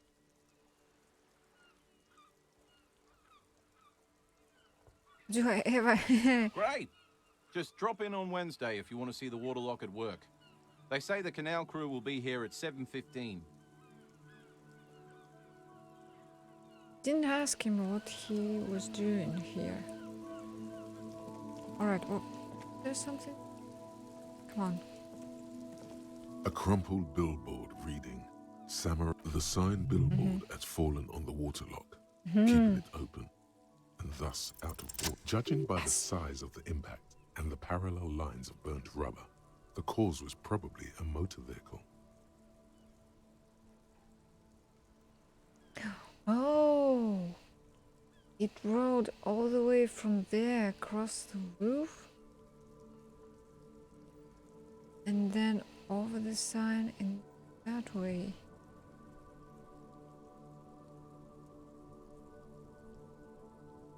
Look at the opposite bank. Still speeding, the vehicle made a loop and vanished into the fog along the coast. Look at the sign. The sign broke the vehicle's fall into the canal. The salmon and butter billboard still looks freshly painted, suggesting it took the plunge recently, within the past 72 hours. The vehicle soared through the air, hitting the billboard and upsetting the posts. Then it continued its flight, taking the billboard with it. The panel served as a takeoff ramp. The black marks on the roof indicate that the vehicle vaulted from the crater to the roof of the shack. Wow. Look at the crater. Side slip marks indicated that the vehicle was traveling up the crater at 35 kilometers an hour. What was the model? There are two good candidates, the Caprice 40 and the Linéaire G22. Why the Capri Fort? It's about the right size, and the tire marks look like they came from the skinny tires frequently found on that motor carriage. The Caprice 40 is a very popular model, with bank clerks, topping pie delivery drivers, secondary school teachers, cops, strippers dressed as cops, undressed strippers. Why the Linéaire G22? Very sturdy but light motor carriage. More likely than most to survive that jump. The Linéaire G22 is not a particularly popular model due to its peculiar proportions, which the manufacturer's design team probably thought about for too long. You'd have to follow the tracks to be sure. Blink. The lieutenant looks on, waiting for you to wrap up your analysis. Someone there. We can chat with him? What is this? Any What? theories about what happened here? It looks like someone was in a real hurry, reckless traffic, hooliganism, some top-shelf shenanigans. I want to meet the driver and shake his hand. I don't care, and it's really not our concern. Someone was in a real hurry. What kind of car do you think it was?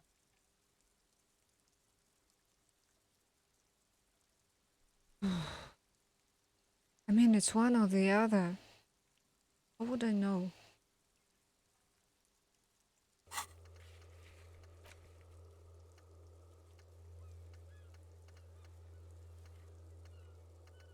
Where is this case?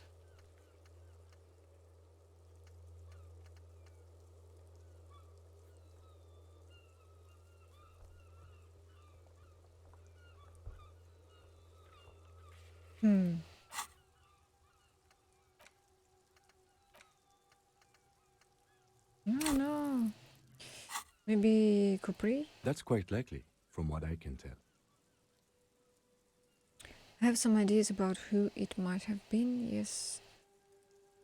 I have no idea who could it have been.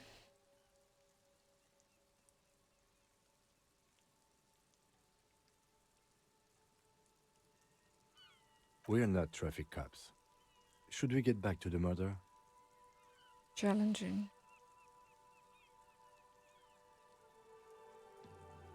Should bring this driver to justice. Let's move on.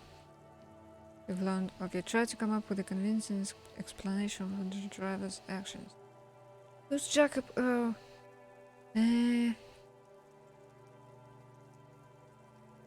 This is a red check. It cannot be retired. Retired.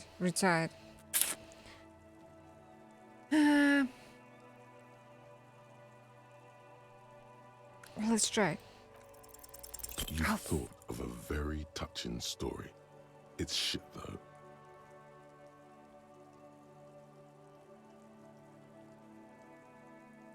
That's okay, I love shit stories. Well, you're in luck then.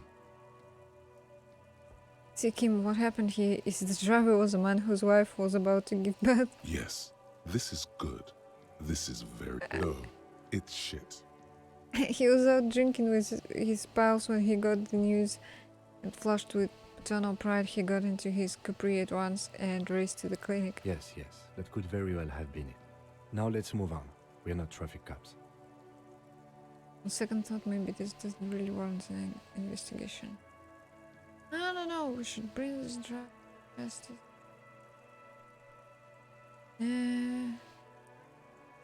So that's 2 cases immediately, just like before. Can we close them though?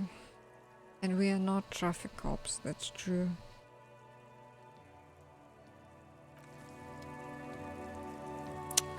Fine.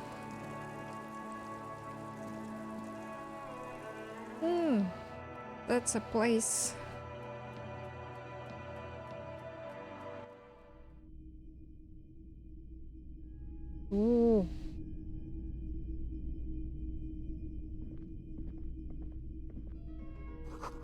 Some kind of machine and antique cash register.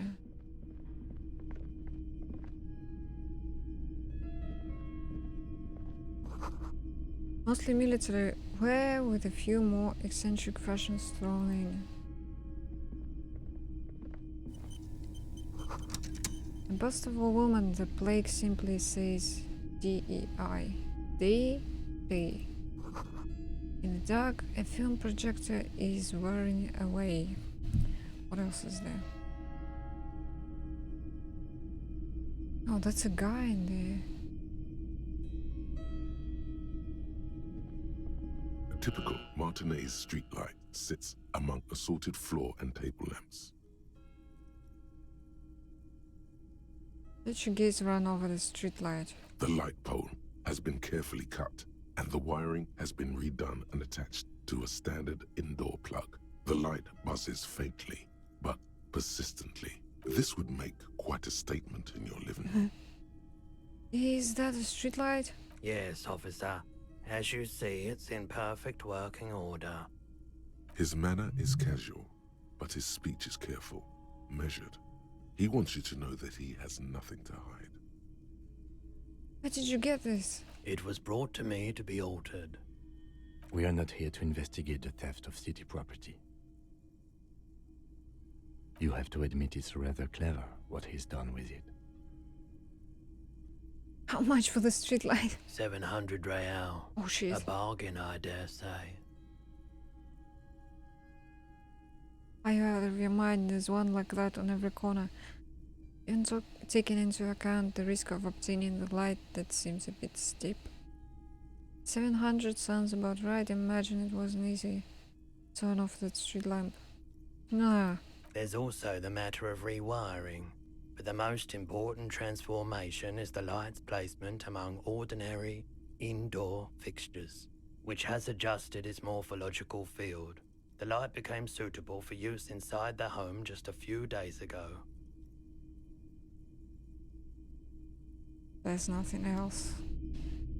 Right, what's that? The boomboxes on the shelf look well-loved and well-traveled. Chipped, dented, they stare at you with the unblinking eyes of their tape reels. Stand on the tips of your toes to see more. One especially catches your eye. Deep gold and amber plastic with a big old handle on top. A classic boombox that says, Stereo 8 approved. This is you. Golden orange. A sunset suite. Just make sure it works before you buy it. Shopkeep, this Stereo 8 approved machine here. Is the Harman Welsh W2, made in Vespa, designed in Seoul. Plays all reel-to-reel formats. 2mm, 8mm, 12mm. It's even got a little radio in there. It'll set you back 12 real. That's not much. Are you sure this is all in working order? Absolutely. I've tested each one myself with recordings of speech, found sounds and music from a variety of genres. Even though I don't really like music. Okay, we need that sometime in the future. You see rows of toy soldiers guarding the rest of the trinkets displayed on the table. Some on horseback, others in rags, others yet in bright blue uniforms. All are stern and unyielding in their duty. Try to find something pretty and cool here. Then use it to win her back. Win her back? Yes. Buy something nice. A figurine. Spectre knights on horseback. Big men on big horses, clad in lamella armor and carrying flintlocks. The kind that would mow down a line of enemy soldiers in the blink of an eye. Who are they? Franco-Nigerian knights. I used to be very serious about these guys. A long, long time ago. Blue uniforms. They're not all blue. These figurines also wear gold coats and caps, complemented by orange trousers. They are variously posed, wielding swords and rifles with bayonets. And what are these? Which ones? Ah, Royalist soldiers from the time of the Revolution. The uniforms are painted a bit too brightly, I suppose. And figurines in rags? This set of soldiers isn't meant to look impressive. A few have rifles, but most of them carry pistols. Some even shovels and tall sticks. Are these even soldiers? You're probably talking about the revolutionaries, yes? Yes, they are soldiers, revolutionary soldiers. I think their poverty has been exaggerated for effect. When you place them next to the royalists, it doesn't seem like they could possibly win. It's meant to give people hope, even we can do it. The contrast is meant to be disheartening as it ought to be. It is impossible to win against the courts of capital. Ask my friend guards whose bitch it made me. What? I wish it was more nuanced. As it stands, I cannot comment.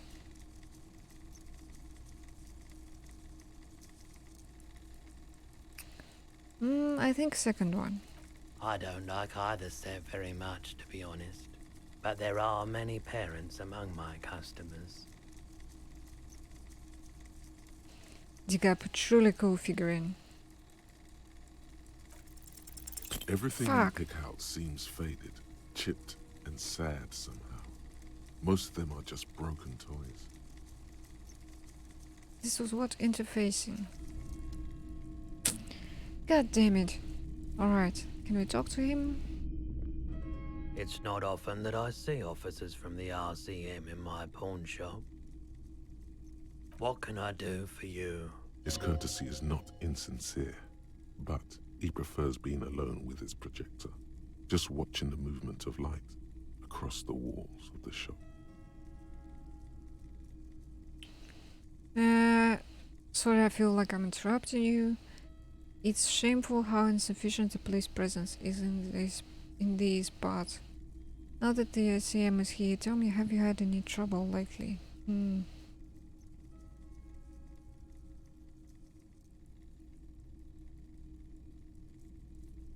Oh no, not at all.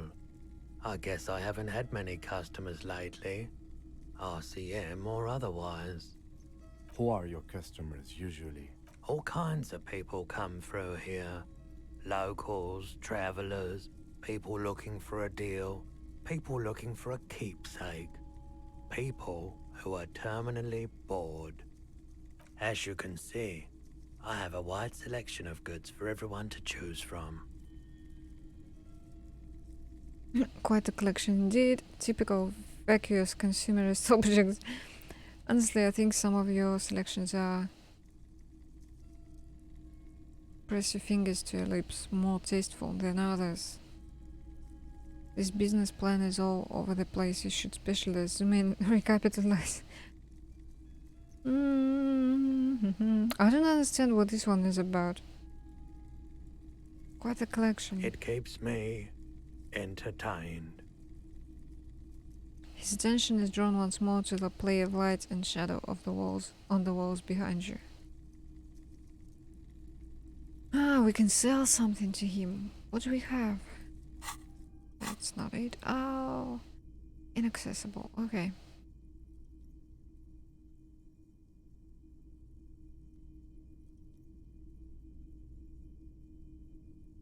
Do you know anything about the traffic menace? Traffic? I'm sorry, officer, but I don't drive. But didn't you hear it when the traffic menace drove over your roof? Now that I think about it, I do remember hearing a thunderous noise the other night. Some kind of powerful electric vortex hitting the shop, and then moving on. That sure narrows down our list of suspects. A vortex sounds fascinating. Does that mean you don't have any idea who the driver was? I can understand how you would mistake Jacob Irv for a powerful electric vortex. Irv.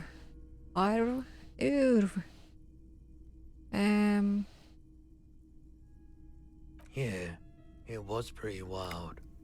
I didn't really know what to make of it, but I know it meant something.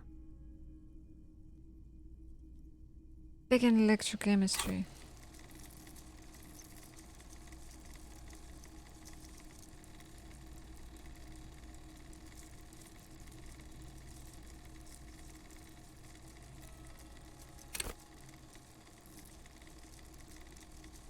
Fine. Except still challenging. You might be able to aid us. I doubt it, but I can try and answer any questions you may have. Know anything about the recent hanging? I do my best to keep my distance from all manner of butchery. Bad for business, bad for everyone. He doesn't know anything. The pawnbroker's gaze is already fixed on the dancing colors. Do you have any guns? Someone else came here earlier today asking the same question. I promptly sold her the gun you pawned a couple days back. Oh no! Ugh. This is a pawn shop, and it did feel as if you've met before.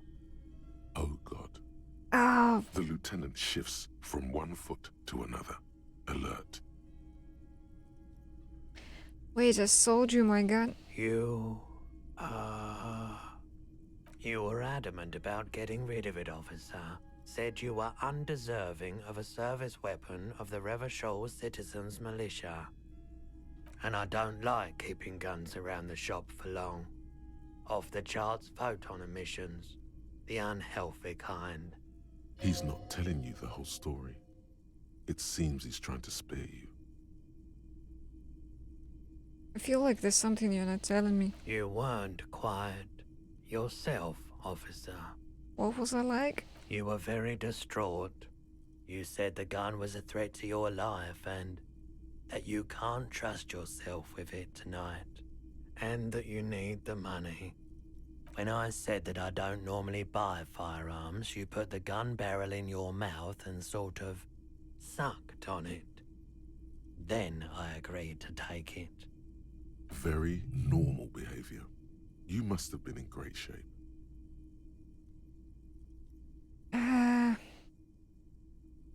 How much did I sell it for? 15 real. That's not much. The lieutenant looks from you to Roy, and then back to you. It's clear that he hopes this tableau might still turn out to be a bad dream. It's not, though. This has got to be the most. Wow, there's pity there too, in case you didn't notice. Happens to the best of us, I guess. I really should have killed myself. Maybe I still will one of these days. I'm so sorry you had to see me in that state. We don't have to talk about it any further. Say nothing.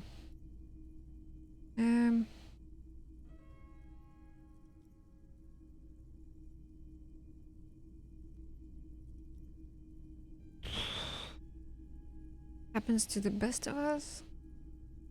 Or this one?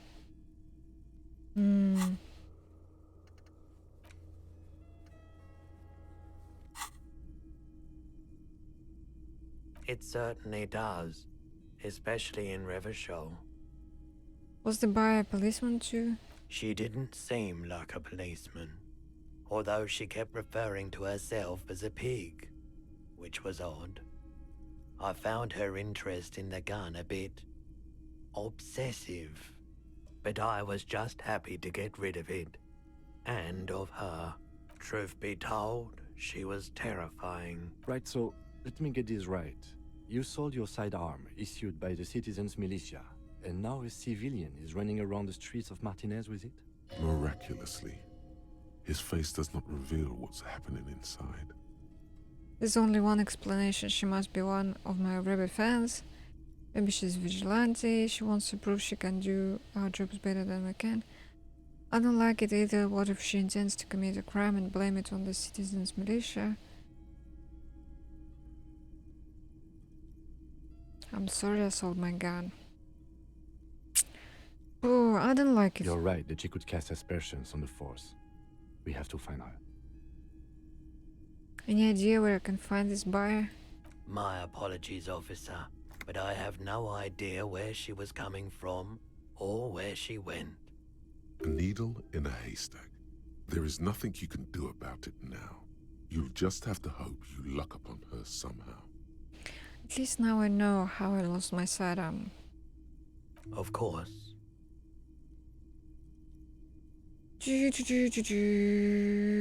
Okay. This is still challenging. Can we sell anything? Let me have a look. Sell my clothes. Anything else you're thinking of selling? Oh.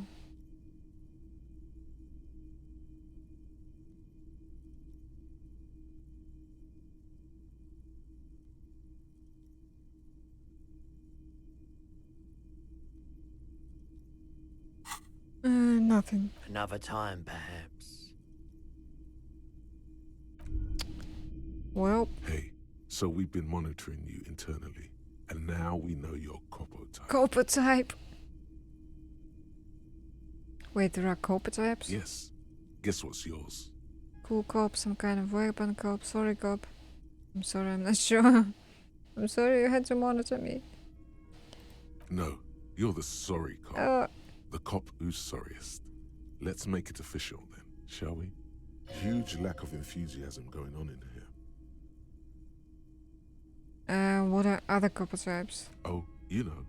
Apocalypse, Superstellar, the advanced interesting cop, Liquid Shadow Cop. But you're too sorry to say those things. So, here we go.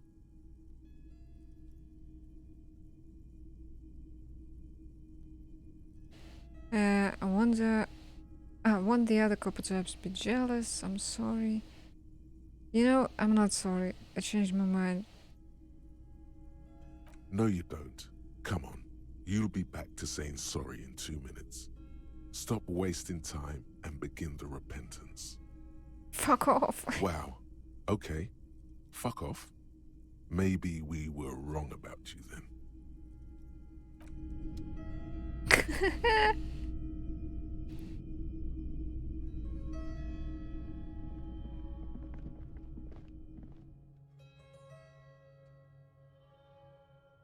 Okay, what can we do now? Talk to those guys? The ones that are playing the game. Oh, this is... gloves!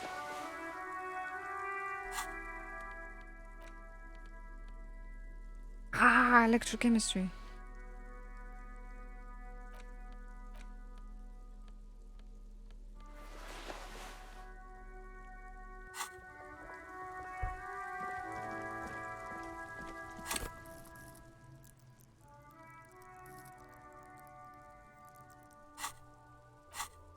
What were the checks with electrochemistry? Mirror.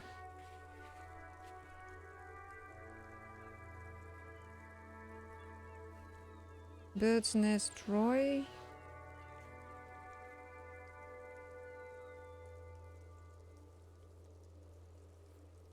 Bird's Nest Roy.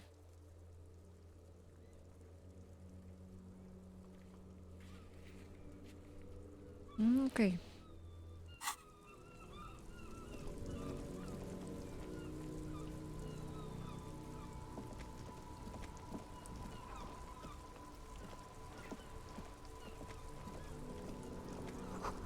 Some great tectonic force has cracked the pavement like an eggshell.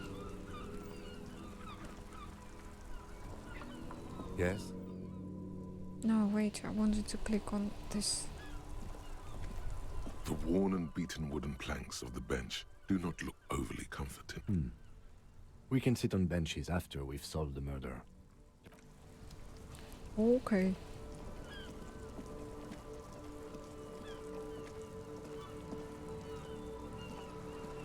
Life doesn't need to be a struggle. I'll be with you in a moment, officer. Let me just finish my sandwich. Talk to Angry Hard René first.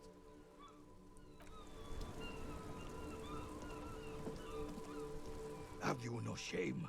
Whining about your back every time you bring out the measuring tape. René, you're a man with a fork in a world of soup. Please, let's just try to enjoy the game, all right? I'm trying to, but you keep breaking my concentration. You're old. I can see that. We're both old. Now stop grabbing your ass like it's a girl.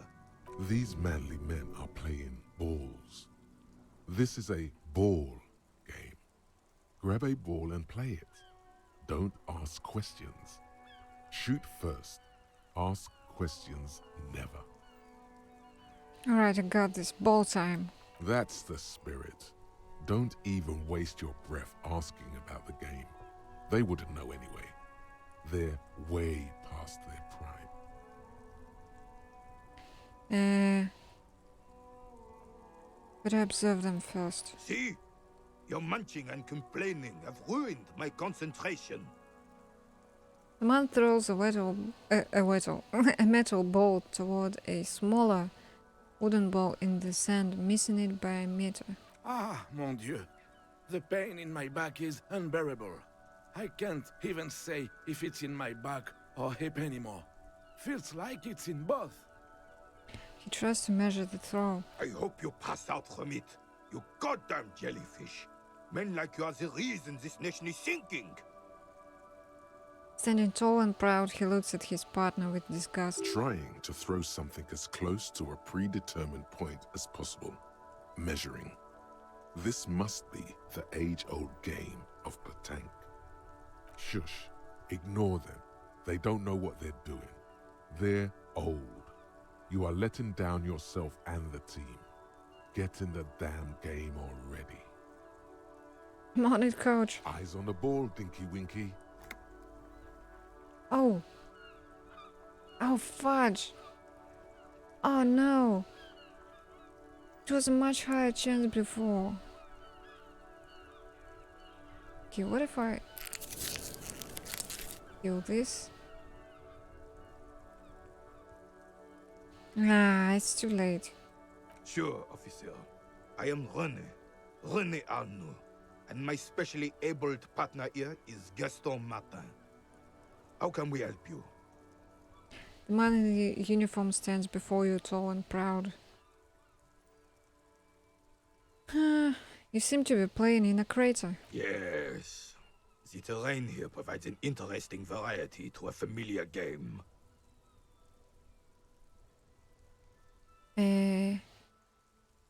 Do you know what created it? I do. Fire from heavy artillery. Okay, it's a crater left by artillery fire, but why? Why what? I was heavy artillery used. Because that's what happens when communists hijack your country, execute your supreme leadership, and turn your capital into a slaughterhouse. You use heavy ordnance to clean up your home. Wait, who are they again? Commies, communists, socialists, anarchists, call them what you like. They just chose a name to feel special. Senseless sentimentality. And did you use the artillery fire? Sadly, no. It was the foreigners who brought them to their knees. We fought valiantly. Too valiantly. So valiantly we got licked. Should have fought dirty, like they did with their suicide sex cult propaganda and mad anarchist women strapped to shrapnel bombs. We didn't though, and we lacked caliber.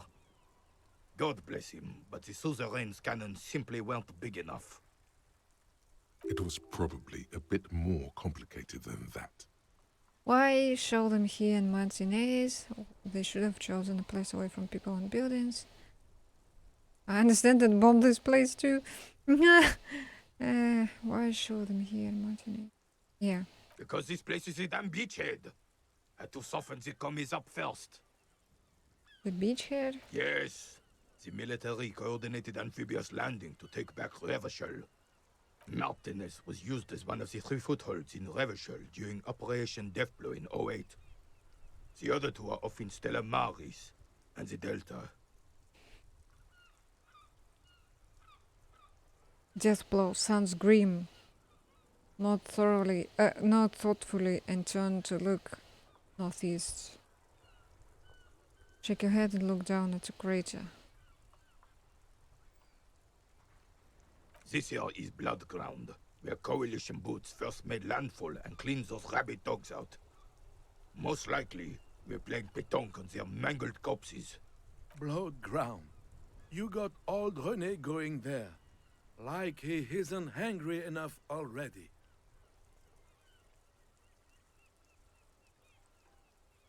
Hold on, the coalition? Mm-hmm. Don't get me wrong, officer. I hate those foreign dogs, but the enemy of my enemy and all that. They're the lesser evil. Is that why everything is so bombed out? Damn right, son. They laid the fire of hell on the city before they stormed it. And it worked, too. There is a strange gleam in his eyes. The rest of the city got cleaned up, but Martinez they keep as a monument. And now the Union Socialists are practically running the place. Well, it's your own damn fault. You, we, the coalition, Revachol, whoever you want to blame, never finished the job. Officially, the party never surrendered. Of course they still all influence. You don't even begin to truly understand the players on the table, let alone the specific circumstances surrounding the... What do you think? Thinking men have opinions on these things. Present one. Dangerous. Okay, that's how it should be. Soft socialists paving the way for the hard-working class to take over. Foreign powers cleaned up our mess and now they rule us. Shake your head in shame. This coalition seems quite capable. Commies just don't understand how money works. Nothing, I don't think, I just do.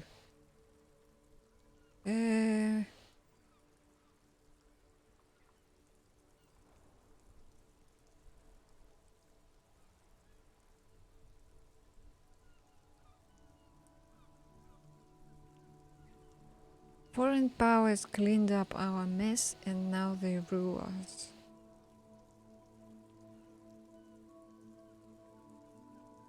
First one, I think. Just to piss him off. Preposterous! Surely you don't mean it. I'm just sorry it had to be them.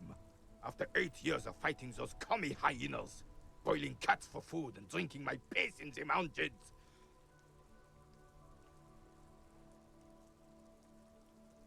I would have preferred if the Right Honorable King Guillaume returned through Revachol, or even if that damn clan Frisell had risen from the grave and led us. Sadly, that was not the case. This royal failure weighs heavily on him.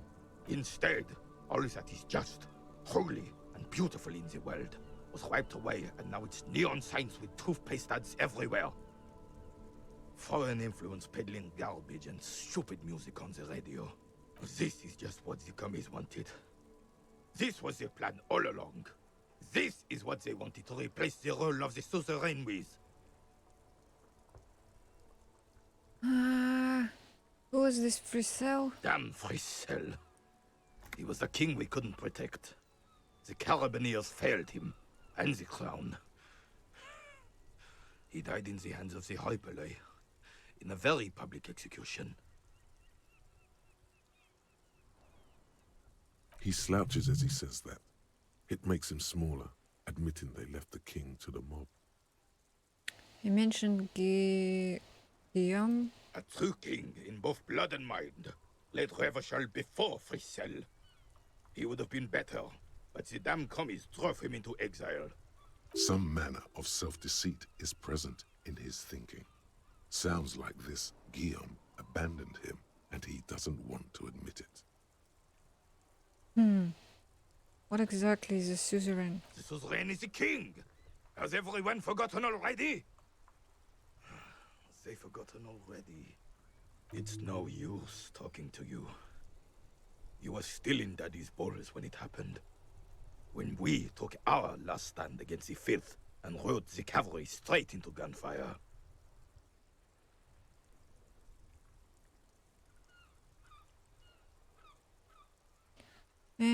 Do you know anything about the hanged man? Unfortunately, I don't. Unlike most of the locals, I have no qualms about assisting law enforcement. But this affair has passed me by completely.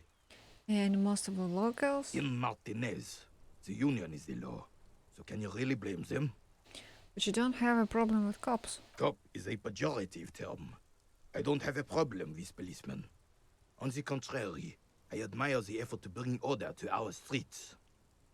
He doesn't know about the crime. Your time is better spent discussing politics.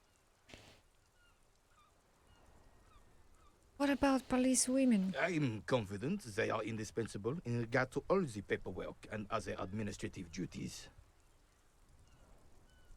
Not to mention keeping the station tidy and the men fitting him. Oh no, there are no duties as women could carry out.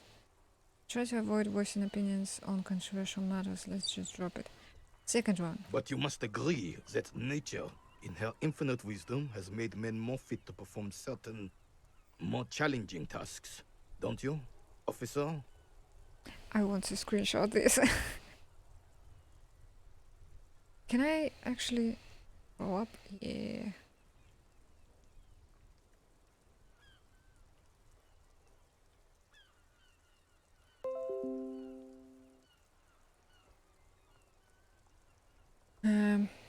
No, I don't think there's any evolutionary inequality at play here. Yes, I guess that. No, I don't agree. Really, officer. Match an average woman against an average man in a dark alley and see who comes out on top. Why does it come to violence every time? Gender equality is a very noble, very modern idea. But in real life, primal roles prevail. But I do not wish to discuss this matter further. Thank you for your time. Does this guy talk now? I have really outdone myself. This is divine. Yes, that's what you need, Gaston. More padding on that fat arse of yours. I hope your heart gives out. René, it's a little pleasures. Life doesn't need to be a struggle. Hello, officer. How might I be of assistance on this fine day?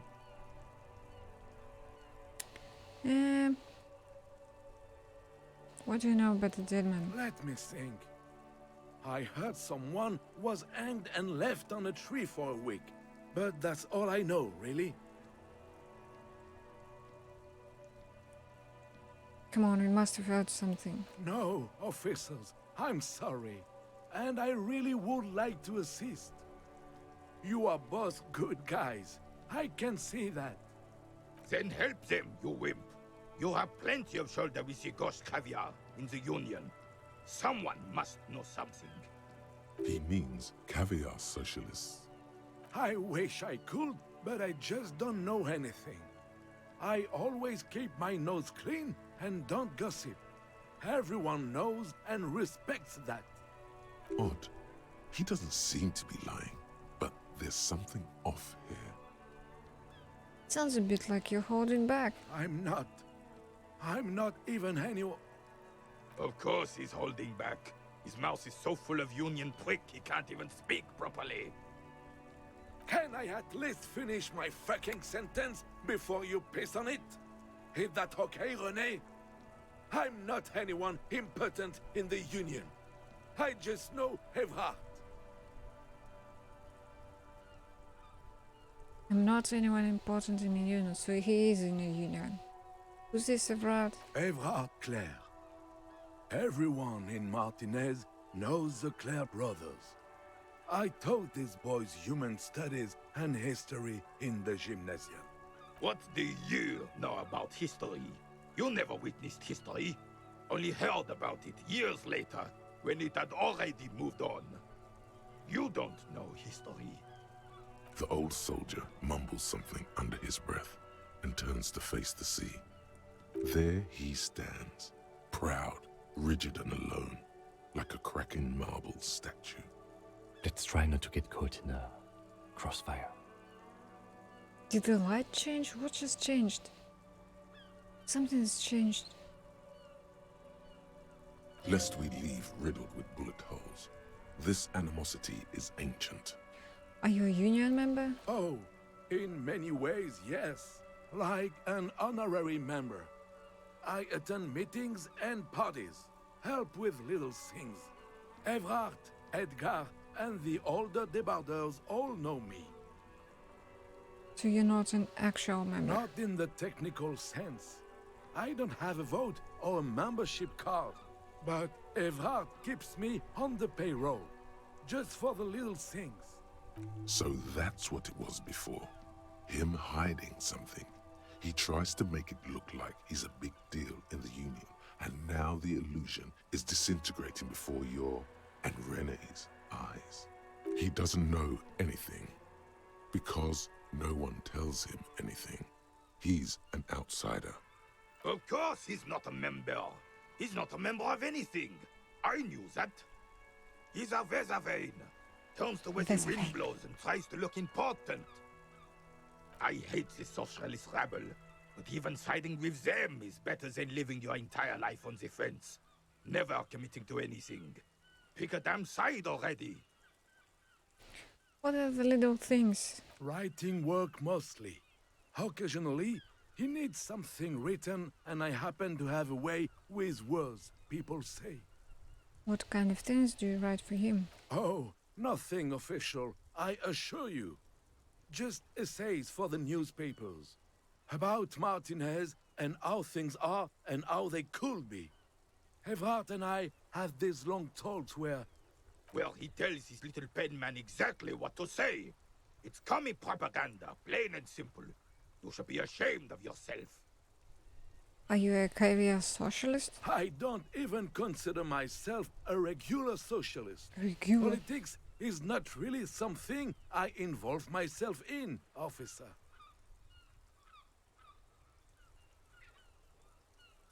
So how can you write those newspaper pieces if you're not political? Are you?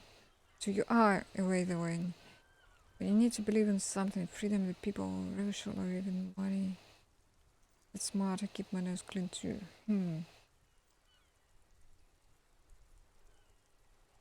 Officer, I have a vivid imagination. And like I said, I have a way with words. That's enough. No need to sink into politics. He just fluffs it up. Of course. Don't sink into anything. Don't sink into any fight. Only sink into your couch. You need to believe in something. I believe everyone has the right to think and do whatever they want. Even if it's nothing at all. I'm very adaptable. What was it? If you stand for nothing, what do you fall for? Mon Dieu. Thanks, that's all for now. No, thank you. For being consummate professionals. You'll have this case wrapped up in no time. Yeah, sure. What are the rules? Oh, the goal is to throw your bull. As close to the cochonnet as you can. That's the cochonnet. He points to a small wooden ball in the middle of the crater. I wanna look at what he's doing. See? He's going to throw one at some point. See it? It just disappears. Really clever. Tell me more. Well, first, you draw a circle about a half a meter in diameter. We made ours out of rope. Then, the order of play is determined by a coin toss. You win it. You get to throw the cochonnet. Then, the players aim to throw their bulls as close to the cochonnet as possible. They must stay in the circle and keep both feet planted. Is there anything else? I could, but I'd rather not. I don't want to take up your time with trivial details, officer. Probably has his own tricks. You'll put that knowledge to good use in 50 years. I'm sure of that, officer. I'd rather die. I don't like where this is going, officer. Don't you think we should do something else now? Okay, sure. Poof. Let's see.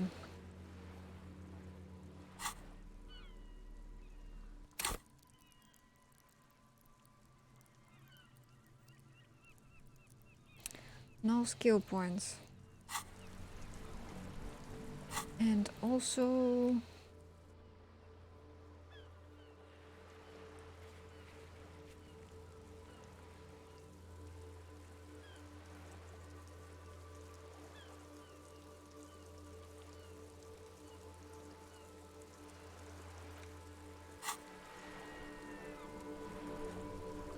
Let's try to talk to Kuno, maybe?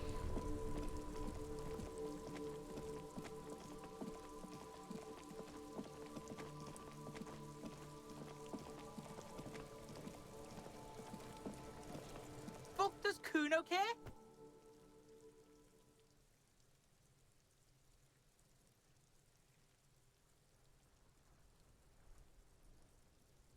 I talked to the gardener, she said not to listen to you. Pig, do you have any idea how fucking stupid that sounds? Kuno's cruising his bitch on the town, and the bitch comes back griefing to the Kuno.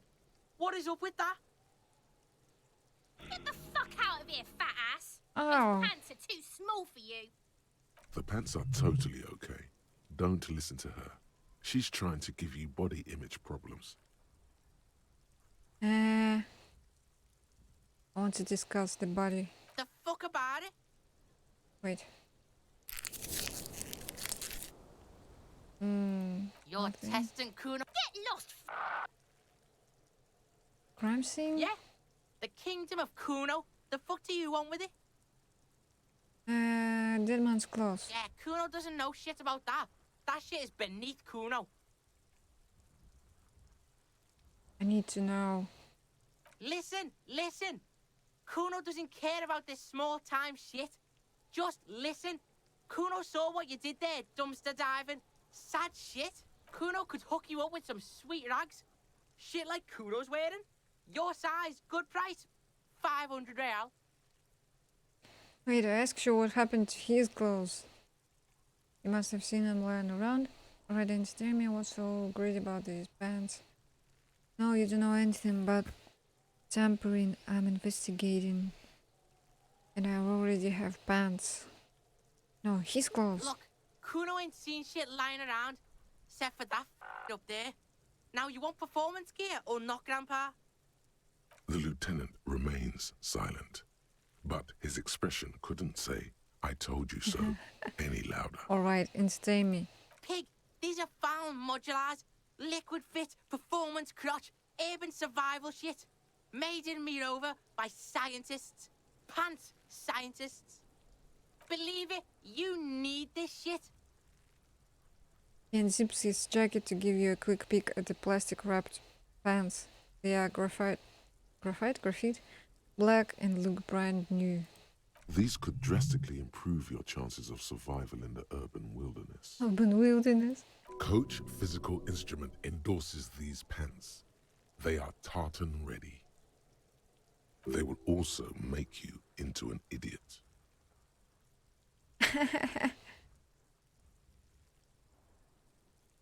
Might be interested in the pants. Let's talk about this later. Alright, Pico. Shit's rolling. Don't do business with the pig, Kuno. He's gonna steal all your money, Kuno. As you can see, Kuno and C don't trust you. Can't do business without trust. There's more to his distrust than being a pig.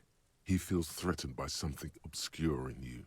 What that is, however, remains a puzzle for now. There was also this mug. The fuck? A mug in the trash? Is this about the fucking clothes again? Racist mug. Does this adequate depiction have anything to do?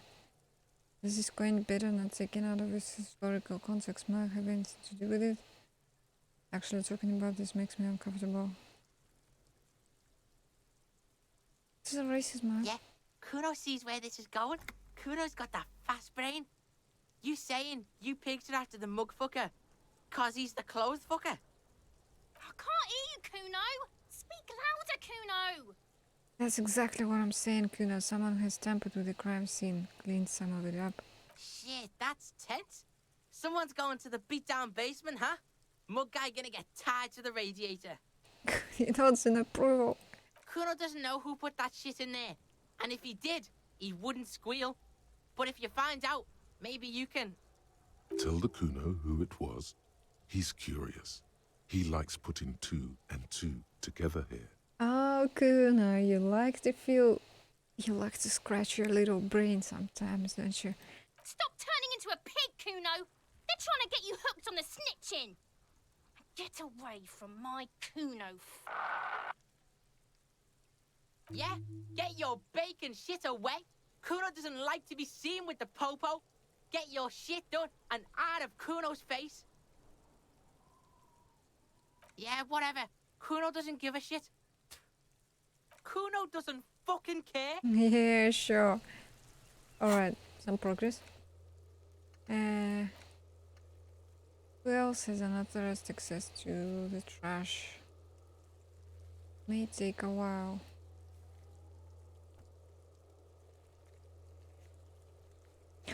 I'm a sorry cop. No.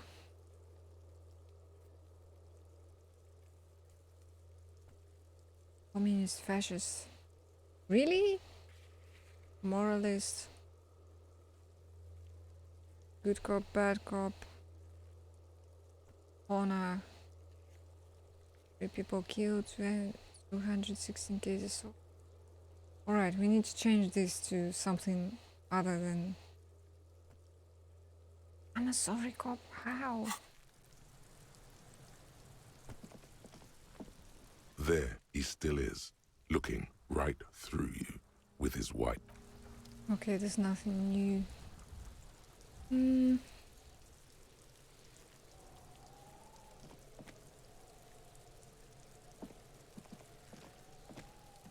There are several footprints in the mud, left by work boots. What was this door? An inconspicuous pile of the roofing material, Eternite. What is this? It's nothing. Someone just left some roofing material slanted against an old shack. Perception. There's some stuff in here.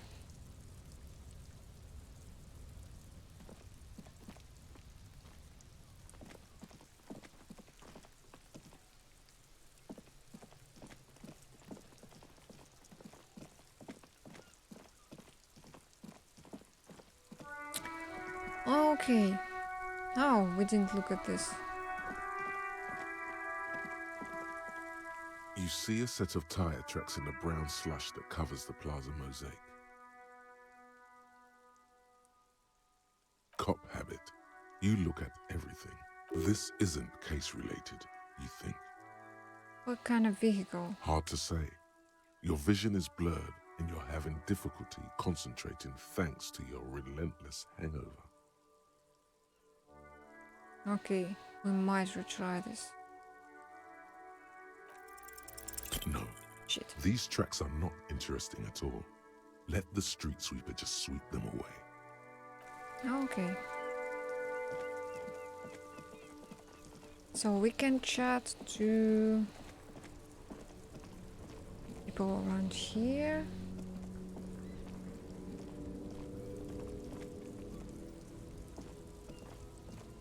Wow, that's a long way.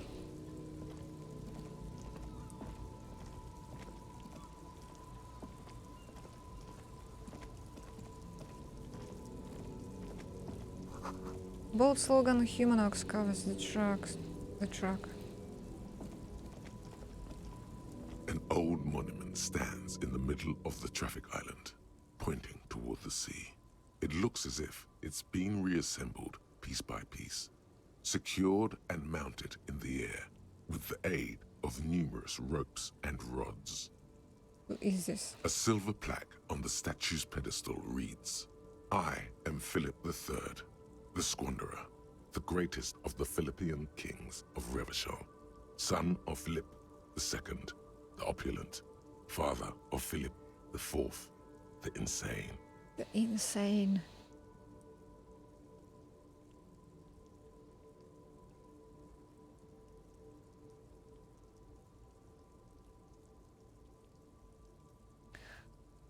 What did the skin do? even by the standards of the Philippian kings, old sumptuous Philip was known for his profligacy.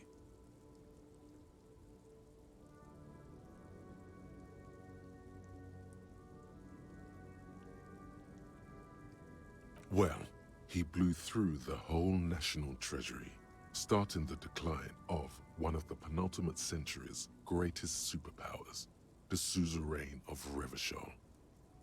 His own maladministration foreshadowed the fall of the monarchy during the anti-centennial revolution, an end to his family line and the monarchy on the Insulindian Isola.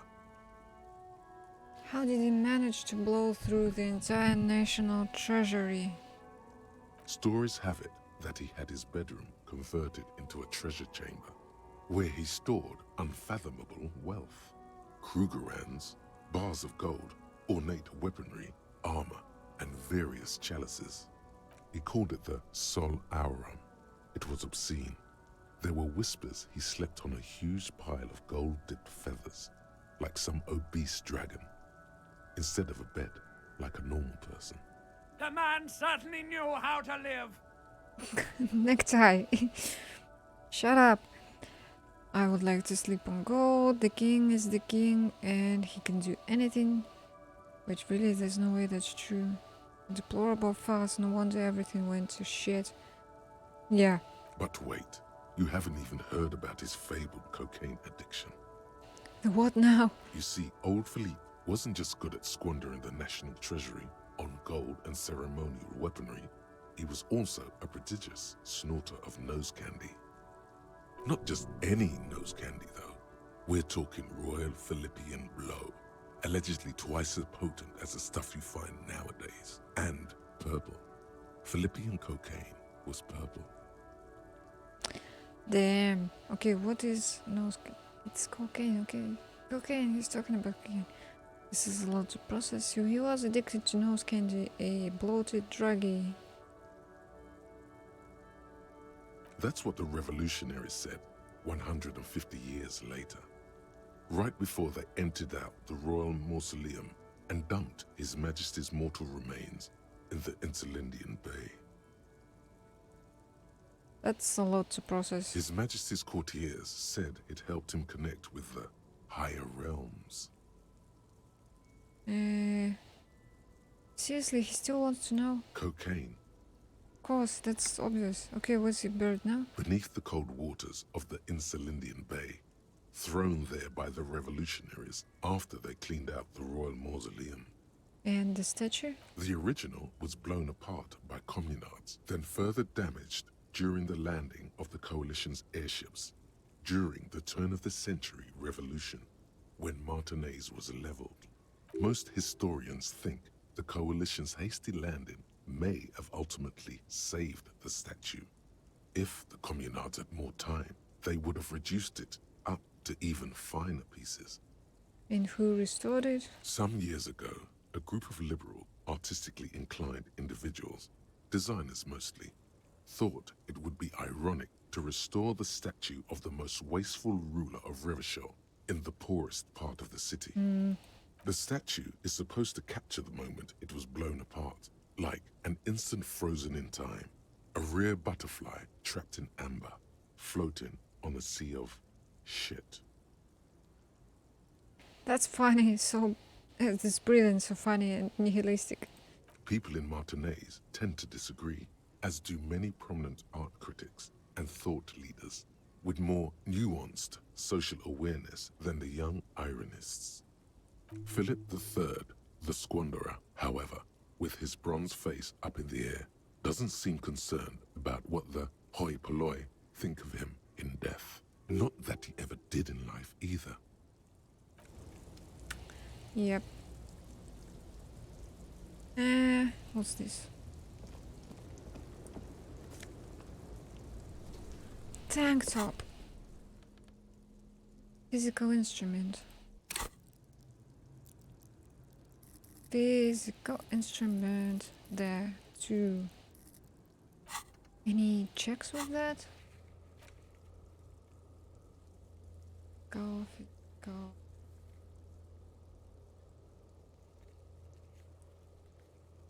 Sleeping dog worker.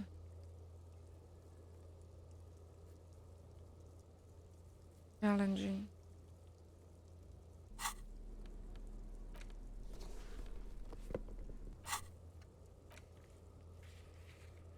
Still challenging. Alright.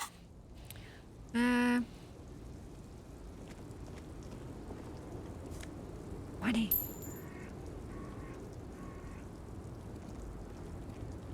The small, wrinkled woman does not greet you.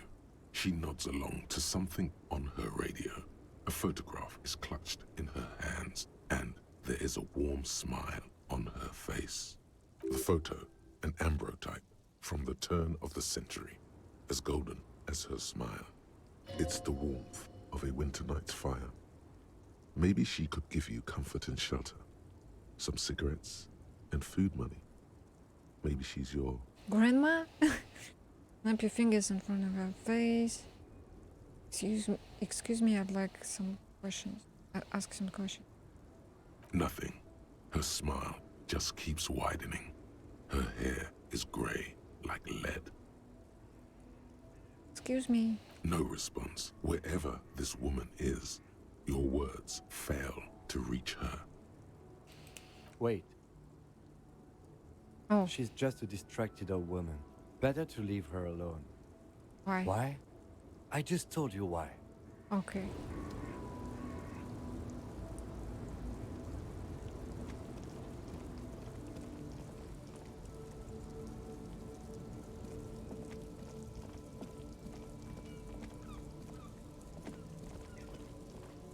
Oh wait, what's this? What's this?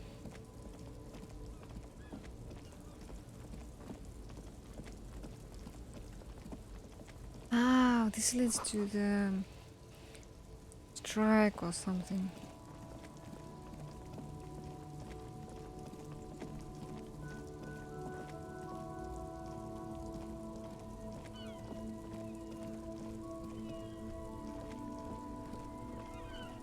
I am a gander and a hunter and a gatherer. Feel like a traveler. A simple little cadence. He seems to be making it up as he goes. From another planet. Hey there. What's going on here? It's the jam, my man. Jam. It's a traffic jam for the ages. Harbor gates up the street are shut tight. No explanation given. Workers on strike, scabs agitating, an all-around clusterfuck. Meanwhile, we're all stuck here in long-haul limbo for days upon days upon days. Upon days. Limbo. Haha, so that's where I am. Yeah, exactly. It's official. He too agrees. This is the antechamber of the afterlife. So how long have you been here? Feels like forever.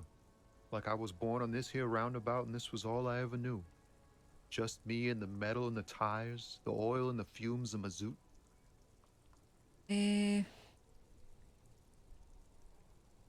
Extravagantly phrased, but I can roll with it. Yeah, imagine.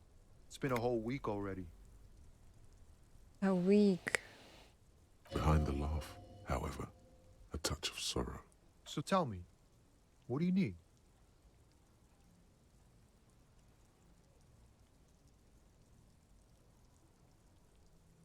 Know anything about the dead man? He ain't one of us drivers. I know that. All accounted for. Otherwise, I haven't really asked about that. Been wasting time right here. Keep him busy. It's easy to see he's telling the truth. He's kept his nose out of the dark stuff. Busy with what? Analyzing the fundamental structural and psychological conditions of being stranded in the midst of a sea of motor lorries and their sad, despondent chauffeurs. And your conclusion? A sense of surprise there ain't more bodies hanging from more trees. Tell me more about this strike. It's like whatever's going on over at the docks. Workers got a blockade set up, making demands, no way in or out. What's the union demanding? Some pretty wild stuff, I hear. Like a giant new power crane in half the company? I forget what exactly. Good on them, I guess. I've heard talk there's a company rep in town too. Like a strike negotiator type. They'd know what's up. Precise demands and so on. Ah, yes, from the Wild Pines. We'll meet her soon enough, I'm sure. What do you think the company wants? They want to keep that money flowing in, my man. Ka-ching. He doesn't blame them, but he's not on their side. That's for sure. Anything else? Anything else? Yeah, this ain't really my area of expertise. I just do my job and get paid. I have things to do and places to be. All of us do. All of who? Us lorry drivers. Camionneurs. You still hang around here waiting for this mess to end. Most have scurried off somewhere to get drunk or high. Or laid. Not that I blame them, really. Not you? Not my thing.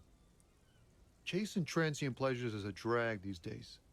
I prefer the examined life now. Thinking, reflecting, observing.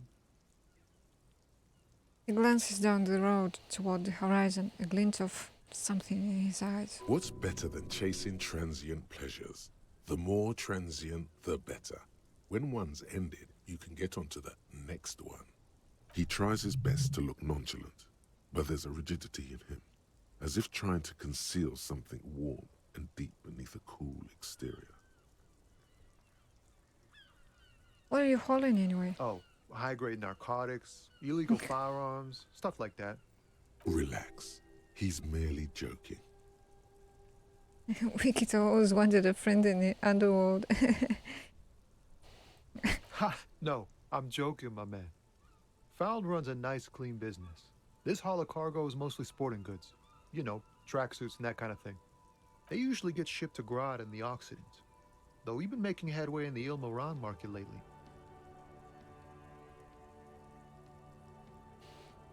That's your machine behind you? This rockin' beauty. Sure is. Like a rash you can't get rid of.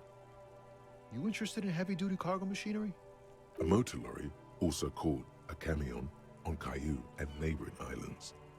This one looks roughed up enough to be some sort of found rust bucket. Maybe the A6? What were the bands? Yeah, those are the farm bands.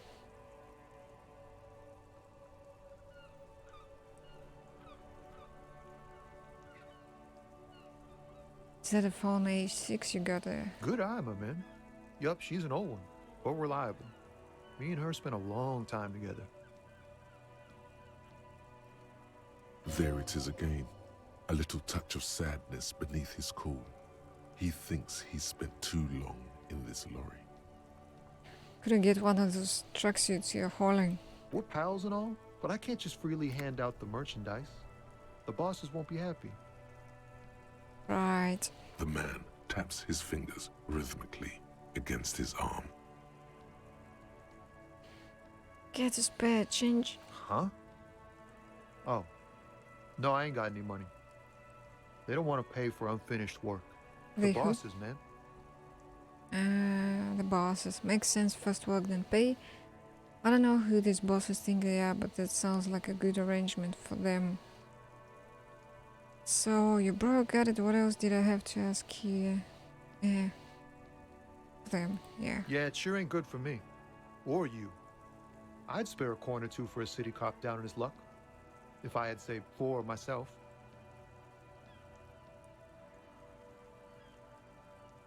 Yeah, that's true. I'm good for now. Don't be a stranger. Hey. Huh? Psst. Hey. You. Huh? Yes, you. Word on the street is you're ready to start building communism again. Again? Yes, you're ready to start building communism again. You've built it before. They've built it before. Hasn't really worked out yet. But neither has love. Should we just stop building love, too? Can't argue with that. Yeah, we should all stop building love. Love has worked out really well for me. I'm a love winner.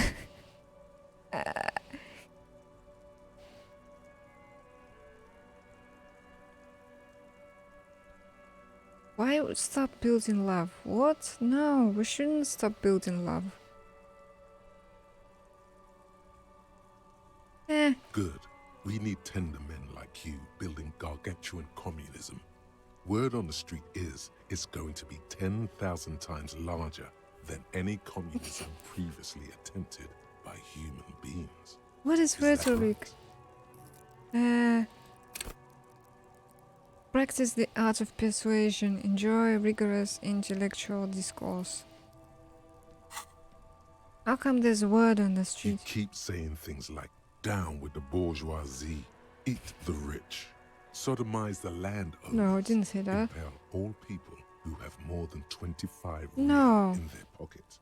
Literally murder all human beings, regardless of their political What? beliefs. That kind of stuff. I've said some mildly left-wing things, but none of those. Oh yes, the mask of ambivalence. Don't deny it. You're about to rip it off and reveal the monstrous seven-eyed lamb of global communism that would devour and masticate mankind. Everyone can see that. So tell me, do you have any questions before we fire up the big communism builder? Or do we get right down to it? Wait, first, what was this communism even about? Roll up your sleeves and start building communism. It's too tiring to have it in for me. Okay, what is it about? Failure. It's about failure. Failure? Yes, abject failure. Total, irreversible defeat on all fronts. Absolutely vanquished, beaten, curb-stomped and pissed on. Until you came along. You will reverse the fortune of the workers of the world. You alone, against every living thing, against every human alive. 800 trillion real in the hands of an impossibly well-organized ruling class. Towering city blocks of bankmen who have the ears of prime ministers. Million-headed armies of nations and the love of your own mother. Oof. You against the atom, the charm and the spin. Where the whole world failed. Matter failed to bend to human will. Human will failed to get out of bed and tie its laces. You alone, single-handedly, will rebuild the dreams of the working class. You are the last communist. Now get to work, comrade. Shit, that's a lot. That's like a lot. I wanna take a screening of this.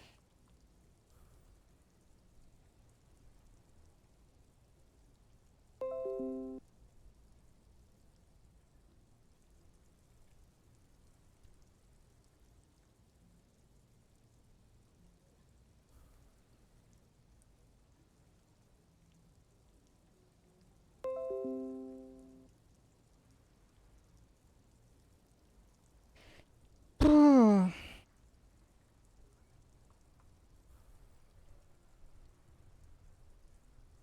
Hell yeah. Oh yeah. Get the firing squads and the animal wagons ready.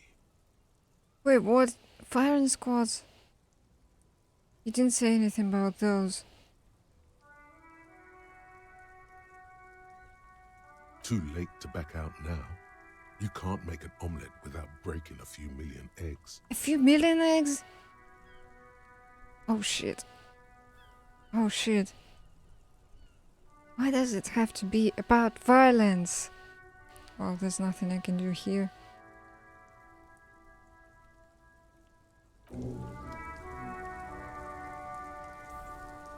Heck, I am the what's this? The guy. What's his name?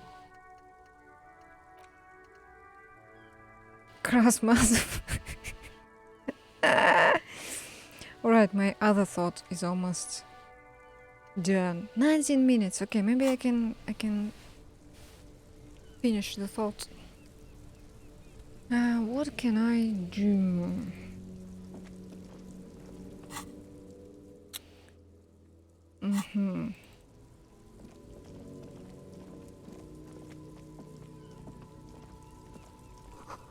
Goods from the lorry haphazardly litter the surroundings. What's this? Oh, that's the entrance.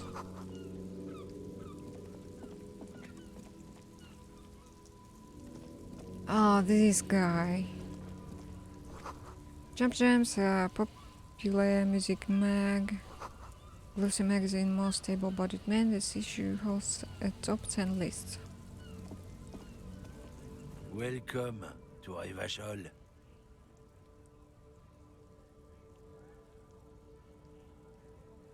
Hey, I know Revachol, that's where we are. Don't you welcome to Revachol me. My grandfather came here from a 3,000-year-old racist isolationist culture, while your ancestors came to this island a mere 300 years ago. Every school of thought and government has failed in the city, but I love it nonetheless. It belongs to me as much as it belongs to you. You tell him. It's men like you who keep Revachol divided, making it that much harder for everyone to climb out of this post-war limbo. What he means is, fixation on the Revacholian nation makes it harder for Revachol to actually attain self-determination. He's right, you're undermining our best shot at real self-determination. Stop ripping into this guy. No, rip into him. So we are in a limbo.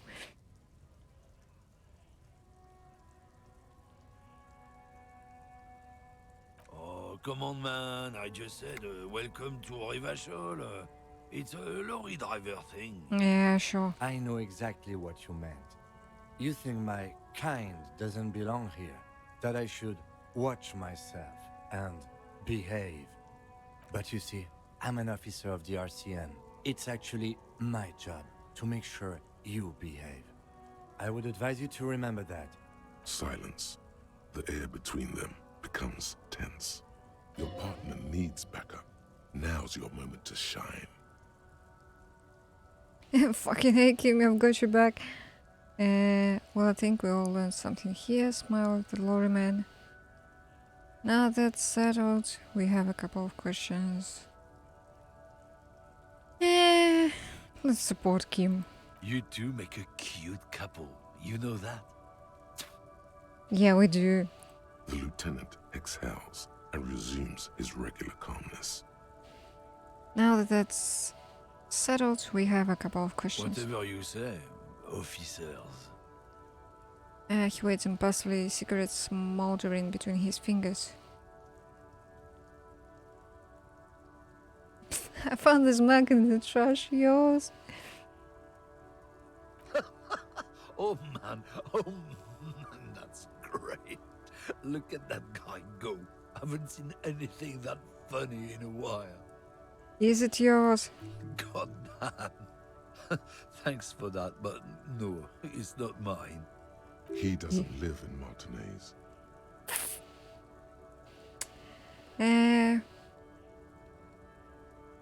What are you hauling? Oh, not much anymore. I'm here to pick up some cargo, but the dock workers are on strike, so it's a sit and wait on your ass situation. And how long has this been going on then? The strike?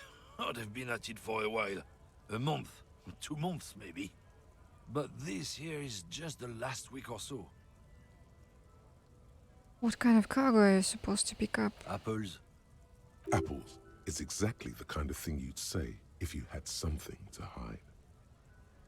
Apples? Yeah, apples. I take it you had other questions? Wait, can I go Oh, again? not much anymore. I'm here to pick up some apples. Apples is exactly the kind of thing you'd say if you had something to hide. Sounds like a cover story to me. Look, as detective, I come from a long line of lorrymen. We got ancient rights and privileges. Oh, I'm here to pick up a load of fucking apples, man. Just regular, Koiko-picked apples. Damn, you're not gonna get more out of him on this. He's put up the wall of racism. Fucking fantastic, that. The wall of racism. Rights and privileges of lorrymen. Oh, yeah, they're a big deal. My great-grandfather was a carter, had a royal license and everything. We've tried to hold on to our privileges. What's a carter? Someone with a cart. What did you think it was? That's how deep into history our thing reaches, before machines. And that's a privilege? Sure fucking is. We have a guild and everything, huh? Very ancient. Very prestigious.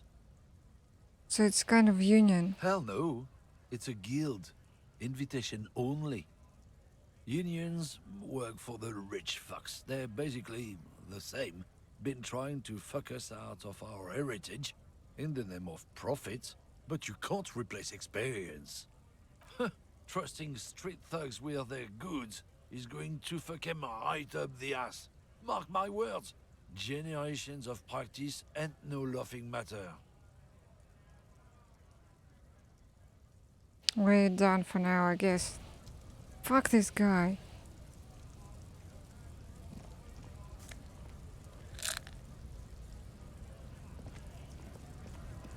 What's this?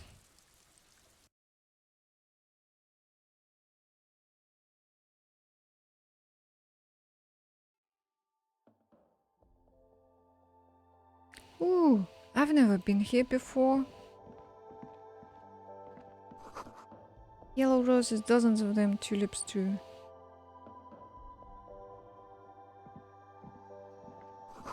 Melancholy pop song plays on the radio. The tear machine stands in the corner. A sign says, 1 bottle equals 10 cents. What is this machine? Oh, that's the tear machine. Yeah, but what is it? It's a machine for tear. You know, you find tear outside, like bottles or whatever, and put it in the machine, then it gives you money. Ah. How do I pick up tear for the tear machine? You need a bag, I guess. We used to have some, but we gave them all out, so... Feel free to use it if you find a bag, though. I'm sure there are some out there, somewhere. Yeah, this is where I can earn a little bit of money. You see several packaged raincoats fill a low shelf beneath a display of croissants and juice bottles. The raincoats are transparent, except for the big Fritta slogan on the back. What's that? What is what? It's a raincoat. If you want to buy one, then it's only 4 real. And I have 530. A small cabinet on the wall is filled with various medicine bottles, nasal sprays, and blister packs. They all bear the Saint Baptiste Pharmaceutics logo. Their logo is the bloodless rose, pure white, untouched by harm. Just ask me if you need anything from St. Baptiste. We don't stock prescription meds, but we do have Nosafed, Duramine, Magnesium, and Hypnogamma.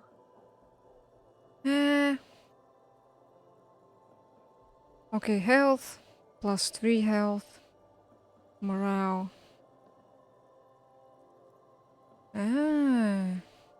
What do those products do? I don't know. Let's see. Nosafed is a nasal spray. Duramine is a really good painkiller. Magnesium is a dietary supplement. Hypnogamma is... I don't really know what Hypnogamma is. I guess it makes you feel less shit. It's recommended to use after lots of partying, studying, or exercising. Can you be a little more specific? No. Sorry. I'm not like a doctor or anything. Who's Saint Baptiste? Saint Baptiste. Saint Baptiste. You know, the pharmaceuticals company. Saint Baptiste Pharmaceuticals. The one that sells meds out of Saint Baptiste. That one. There. She is right. Saint Baptiste, the company, derives its name from Saint Baptiste, the city. Itself so named because that's what it is. A rare case where that really is the full etymological history. As far as almost anyone knows, at least. A colorful display of cigarettes and alcohol bottles line the shop wall, inviting you closer. There, in that dark green glass, all in vain. The great flowing river of warmth, wine, alcohol, beer, alcohol, love, alcohol. Oh no. Oh no. We are too close to alcohol. I'm in heaven. I need it all so bad. Say nothing, just take it in. So this is not a good place for a recovering addict. Not a good place. Guess not, no. She looks at the wall of goods behind her, then adjusts her hat. Good thing you're an unrecovering alcoholic then. I'm obliged to inform you that both alcohol and cigarettes damage your health. But I guess you already know that. More about this product. The pale aged vodka is special, I guess. It's stored in pale for a couple of years, which makes it super expensive and super strong. What is pale? You know. Don't worry your pretty little head about it. Let's concentrate on what's important here. Okay, what will consuming this stuff do to my body? I mean, I already said it'd hurt you. I don't know what else they do. Do you sell any under-the-counter vices? No, Frick only sells legal drugs, like the law says.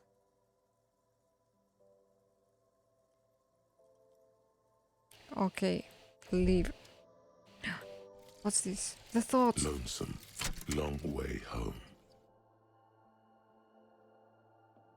Here we go. Home awaits.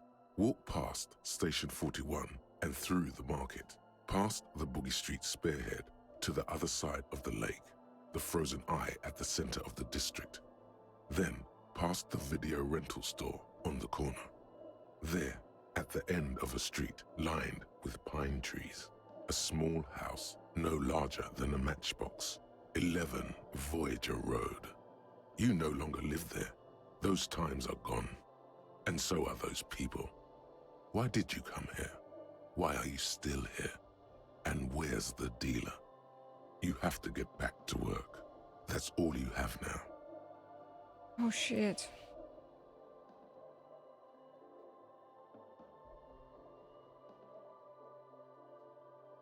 Learning cap for perception raised to 5.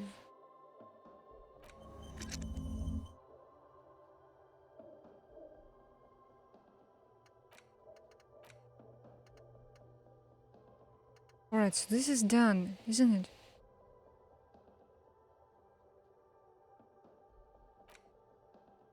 Is it done?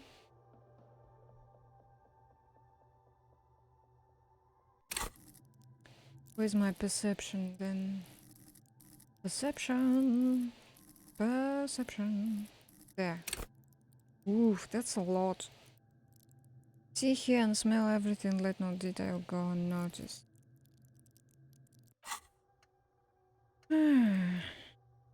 So can I now internalize this?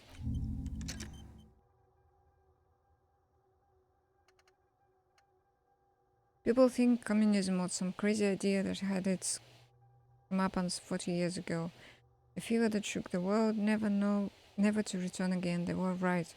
Until he woke up today, a spiritual corpse responsive only to the call of Commodore Red.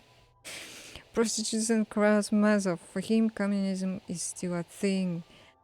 He will single-handedly raise the commune of s02e from the oceanic trench where it has been resting, covered in ghosts and seaweed. He is the big communism builder. Come witness his attempt to rebuild communism in the year 51. Okay.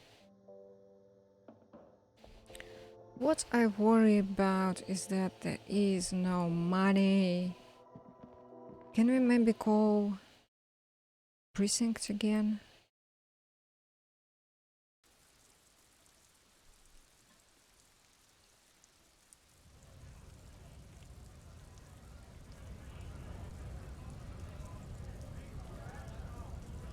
It's late now.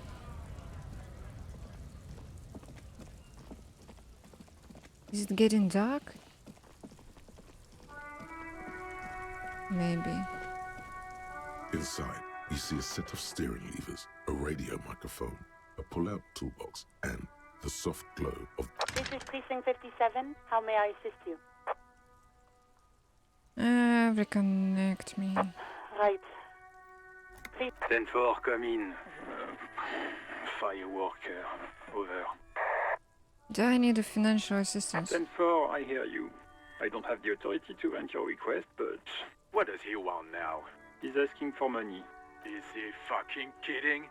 I don't think he is. Don't give that asshole anything. He's just gonna drink it all. All right, that's a negative on the additional funds, sir. Over.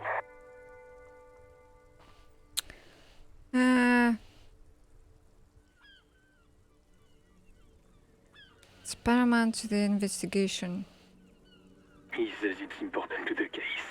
He isn't getting a red cent. You can tell him that. Request denied, sir. Over. Okay, I heard you. Anything else, sir? Over. Personal details. Okay, 10-4, sir. I hear you. Wait. Before you say anything stupid, think it through. What's there to think about? You're going to be looking at a straitjacket if you tell everyone you lost your memory. Be smart about this. Ask if he's there alone. Well, he isn't. 10-4, sir. I'm not hearing your question.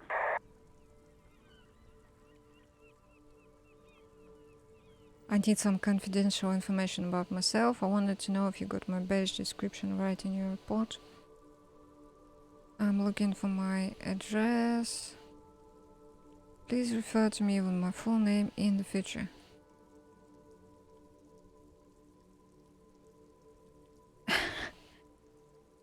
That's a negative, sir. I got 10-12 visitors present here. Over.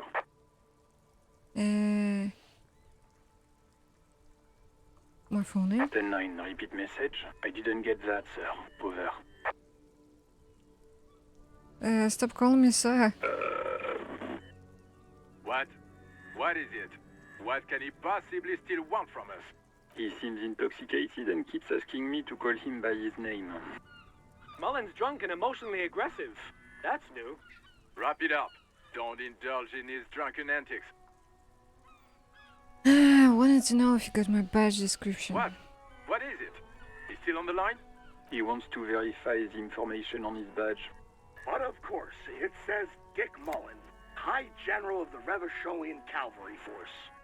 Tell him to stop wasting time. What do you need, sir? Over. Any news about my family? 10. Excuse me, sir. Over. You probably don't want to continue on this road.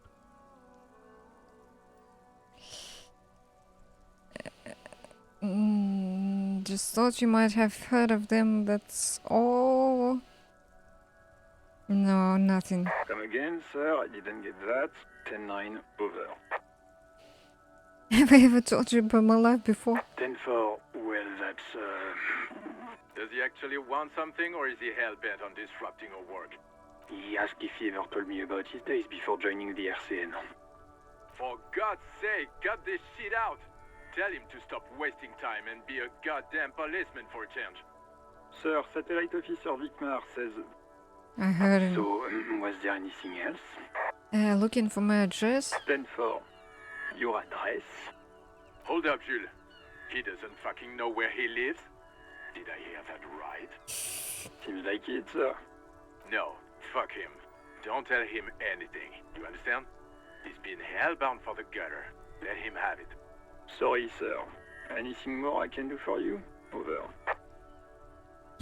Understood, sir. Over. Roger that. 10-10. Over and out. This is Precinct 57. How may I assist you? Okay, civilian. Of course. What is the number, officer? Kim? Yes, hold on. Her number is 005 1944 298.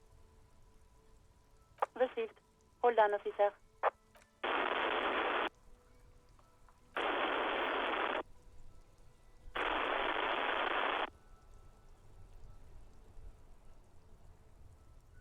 Give it a minute. She might be busy at the moment. Takes a bit to get to the phone.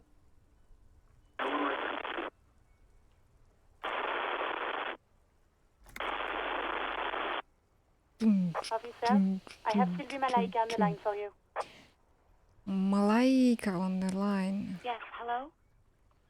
A female voice greets you through the static. It sounds like she's a million miles away from here. Hello, this is the police calling. I have some questions for you about your last days at work. Sylvia, I believe we've met before. This is me, a detective from the Welling Rags. Huh? Oh, right. Hello, officer. What can I do for you?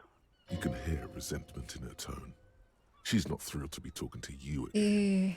There is no resentment in her tone. She wants you to ask her out. No question about it. No, shut up, electrochemistry. You quit your job at the Welding. Why was it you who called the police? Have you seen my badge? Have you seen my gun?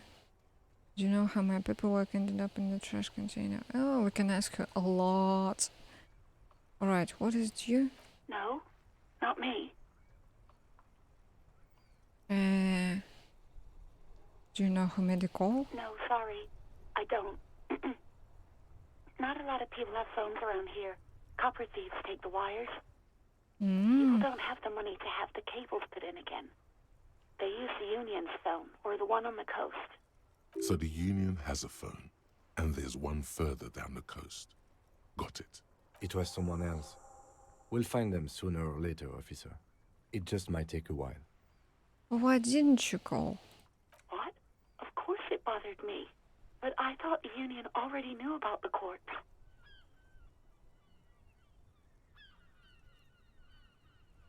I meant us. You should have called the police. No one calls the police. The Union would get angry.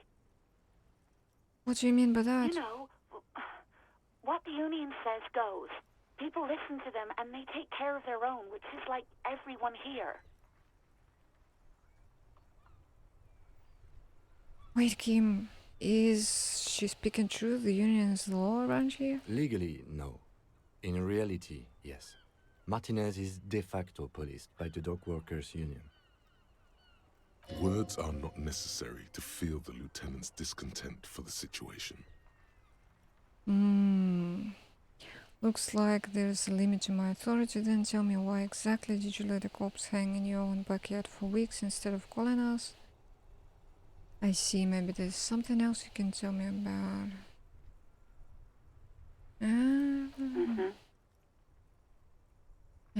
Tell me why exactly. Just push on. I didn't want to get in trouble with the others.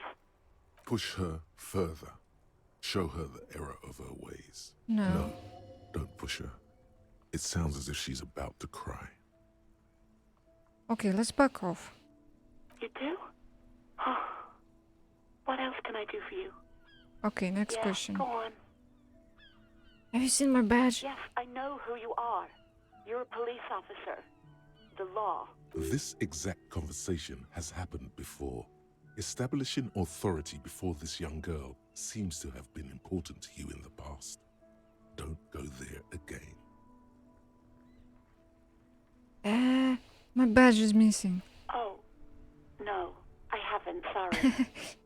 Real policemen have uniforms too, by the way. Where's yours? Not my uniform too. God, I should really look into that. Kim doesn't have a uniform and he seems real to me. He's in plain clothes, voluntarily. It's different from not knowing where your uniform is. There are officers who wear the signature Perseus black uniforms to the highest ranks in the RCM and end up buried in them as well. Others do it more casually. Looks like you're one of them. Ooh, have you seen my gun? Please, no. Not this again. Everyone saw your cool gun, detective. Oh no. Let's You were show trying it to to my impress guy. some people with it. Everyone was eating and... And what did I do? You were waving it around in everyone's face, begging them to describe it. You said it calms you, and then you started making suicide jokes. It got pretty graphic. Oh. Oh, those again. I have been trying to wean you off them. Off of what? You know, when you put your gun, your actual gun, on your temple and pretend to shoot your brains out? Off of that, people don't like that. Yeah. I remember this. You were screaming things like, "My brains are all over the wall, painting them red. I won't be seeing it, 'cause these are my brains. I can't see without my brains." Very nice visuals there. Some poor sod was trying to eat his pudding while you were screaming, spit flying, imitating the mercy shot right next to him. Spat some in his food. I don't think he touched it after. Oh no. You've killed myself. Why would I threaten to kill myself? I mean, look at this world. I would love to say. Okay, I don't know what to say. Yes, but what happened to my gun? Me neither. But what happened to my gun? No idea. All I know is next you were waving around money instead, saying things like big bucks cannot lie and guns can't buy money, but money can always buy guns. It almost looked like you pawned it. But believe me, I did not ask. Oh, okay. And my uniform? Uniform? I never saw you in any uniform. You had your things on. The disco things. The disco things. Do you know how my paperwork ended up? Okay. Yeah. Well, you tried to jam it down the toilet, sir, clogging it completely. After I had unclogged the toilet and retrieved the paperwork, I threw it out in the trash, thinking you didn't need it. Oh. I am sorry about that. Anything else, detective? You quit your job, why? You mean, why did I leave the bar? Honestly, I'm not really comfortable discussing it with you, sir. Fair enough. Why not?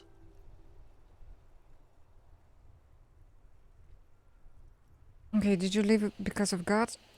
What? No, why would you even think that? So don't be afraid of that pig, you have to stand up for yourself.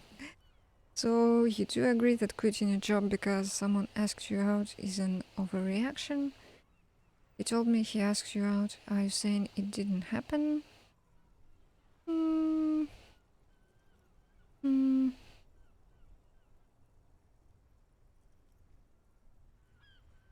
Yeah. Please, don't bring Gar into this. It's none of your business. I already said I don't want to talk about this. You're messing everything up again.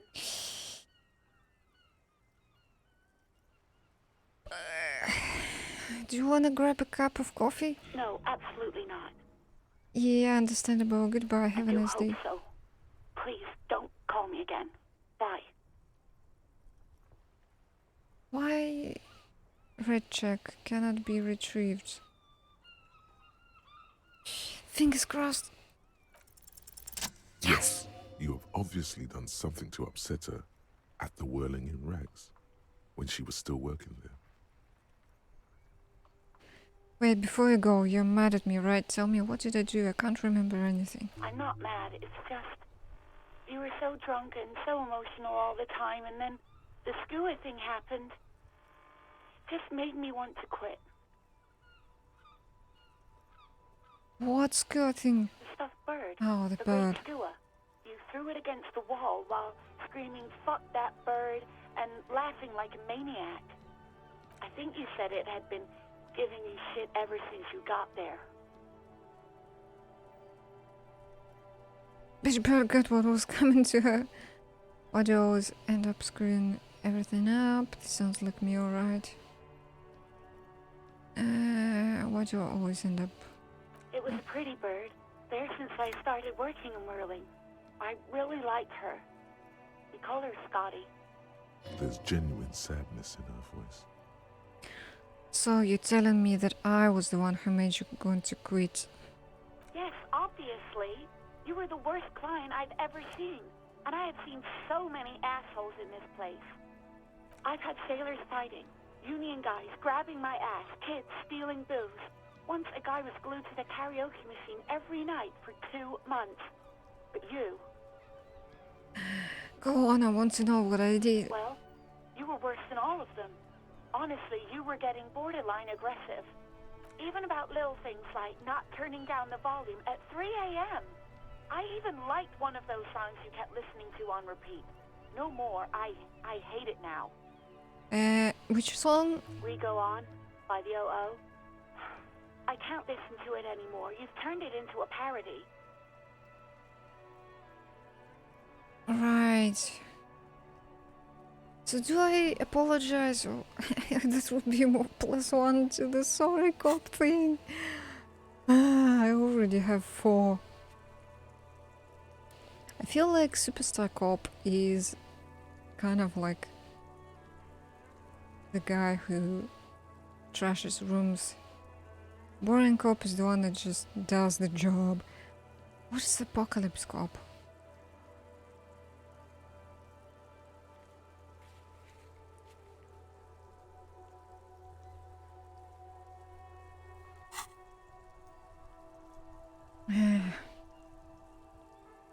I feel like I need to apologize. To hell with that song. Then there was your room. Your project. An experiment to see how bad it can get in there. That's 5 more sorries. I mean, 1 more sorry, not as 5. I tried to send the cleaner, but you wouldn't let me.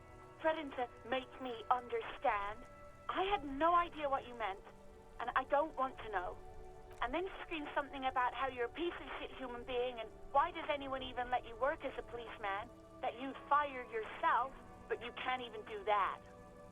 Sounds intense. And then I had to deal with your toilet.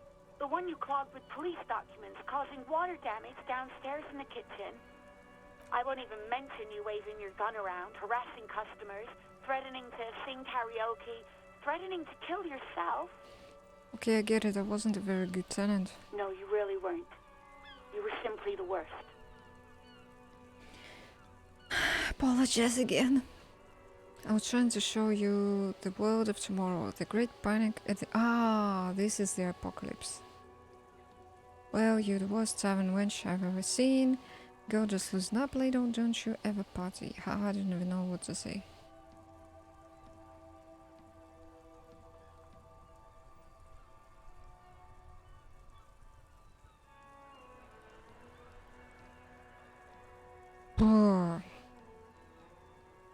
I feel like I would jokingly say that, but I think he would mean this as a character.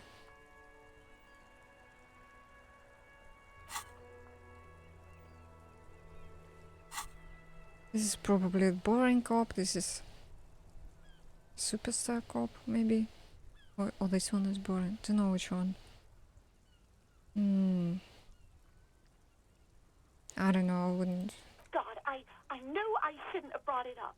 Just try not to call me again, and let's pretend it never happened.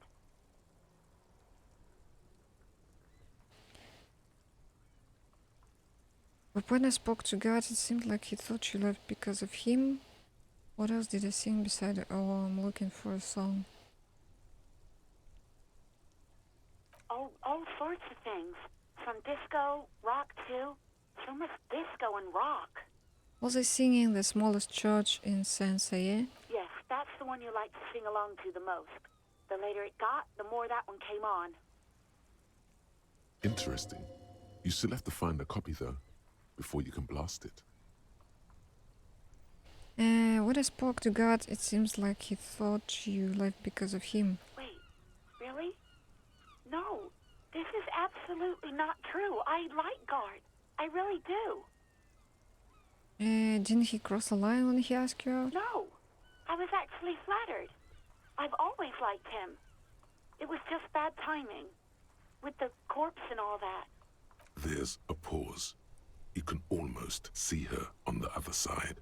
The telephone cord coiled around her index. I didn't know what to say to him later. Then you came and destroyed the place. So I left without explaining. I should have told him, maybe. I can tell him.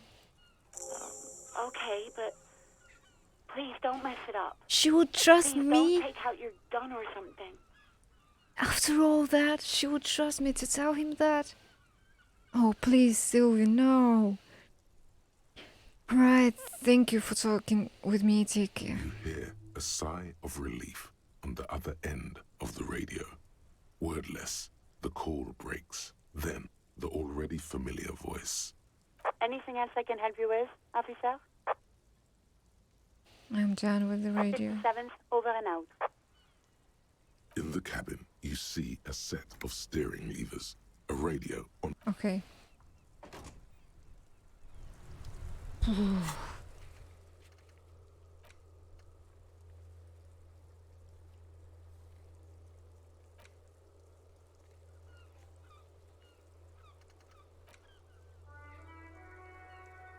Right, I feel like we might need to talk to God. And then... I don't know. We're not paying for the damages. There's just no way.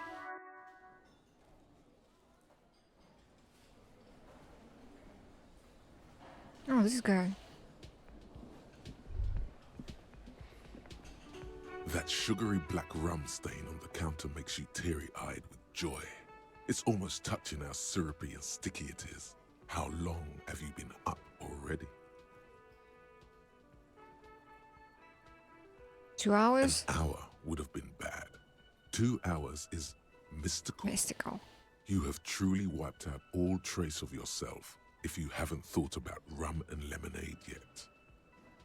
I've been secretly thinking about it all this time. Actually, should I be thinking about this? Looks like drinking hasn't turned out too well for me. Now that you mention it, I do need a rum and lemonade. No, I shouldn't be thinking about this. Maybe you haven't turned out well for your drinking. Have you thought about that? Get a goddamn rum and lemonade to yourself, boy. Or better yet, lick that stain off the counter. Don't! What happened, man? You used to be cool. Go get your boring normal person drink then. Get your drink on and your act together.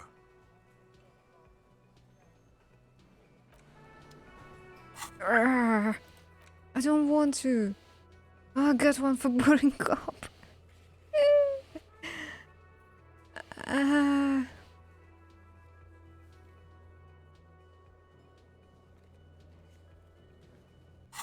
Oh no.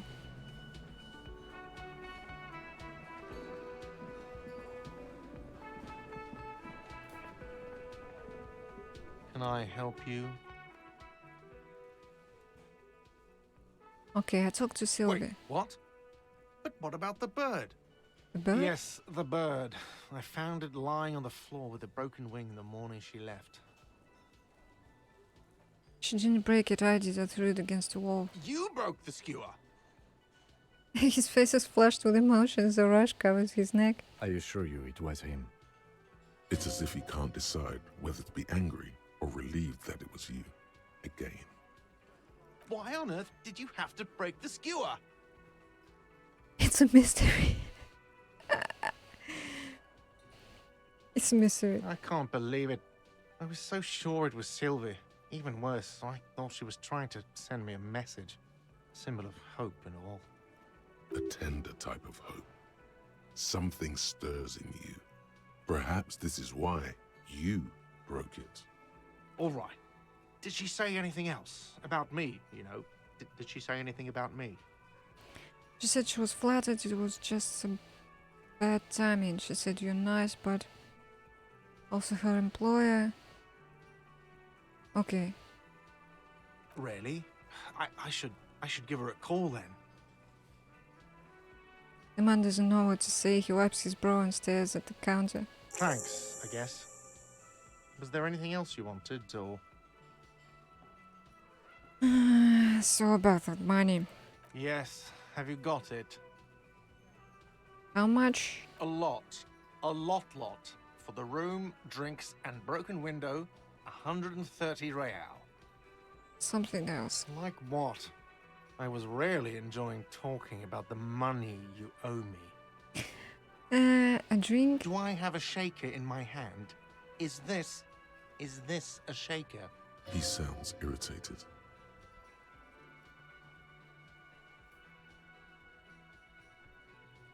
No, there's nothing there. Sound irritated, why? Am I wearing a little bow tie? Am I wearing a bow tie and doing this? Am I smiling? Do you see me smiling and shaking my little shaker? No. Do you know why?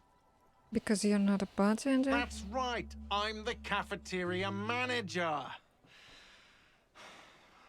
I'm glad we cleared that. Was there anything else? Play it calm. This man needs to understand you need a drink to help the community deal with police stuff. Immediately answer with I want a fucking drink, asshole.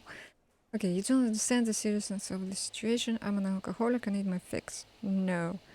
I'm an alcohol-operated detective. If you want me to clean up the dead body and solve the case, then you need to insert alcohol into my mouth. Finding I had something else I needed.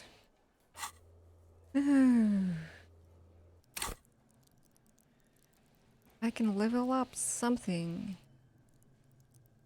But what? What can I level up? I need to look at this.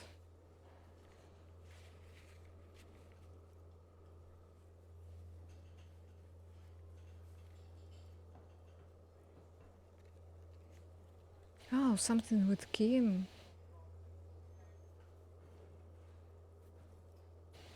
Interfacing. Damaged ledger? Which is where? Knickknack stand.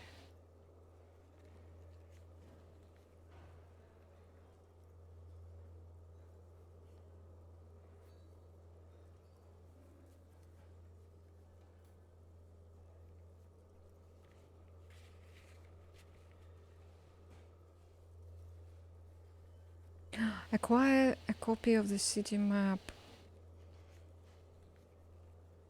Aha.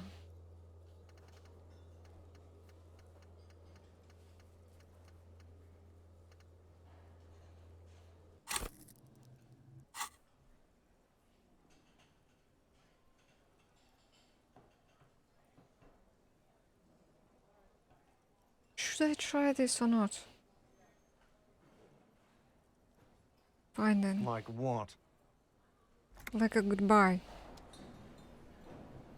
Oh. City map? Does this lead or something? Hello again, sweetie. Sweetie needs money. Do you sweeties get money? Oh, sweetie, I heard your conversation with the manager about your financial troubles. When do you get your next paycheck? If she could, this woman would feed and clothe you and every other sad, lost person on this earth.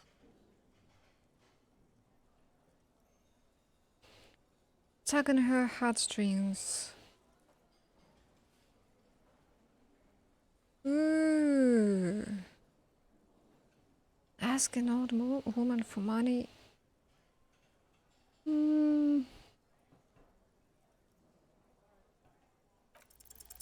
Your deportment remains dignified as you shed a single manly tear. It isn't easy for me to ask this of anyone, but I am at the end of my rope. Any money you have could help me. Sweetie, I only have a few cents on me, but I could give you this to pawn. Just to tide you over. No. Wonderful. He has a pin. The pin is round and slightly tarnished. 3 sailboats in bas-relief with the sun hovering over the water behind them. A chipped green banner at the bottom reads, San Baptiste, Summer 31. Dinghy races. The pin is round and slightly tarnished. 3 sailboats in bas-relief. The sun hovering over the water behind them. Chipped green banner at the bottom reads. Well, I already know what is to pawn. This will help me out. Thanks. I promise I'll buy it back for you once I have more money. Yeah. Oh, it's not an ancient family heirloom or anything, but I suppose it would be nice to get it back. About your I pin? hope you were able to pawn that old trinket. Just want to thank you. Of course, dear. I just wish I could have done more. Okay. Oh no. How much would it cost? Maybe 320. Alright, how much for the map? I should stop playing.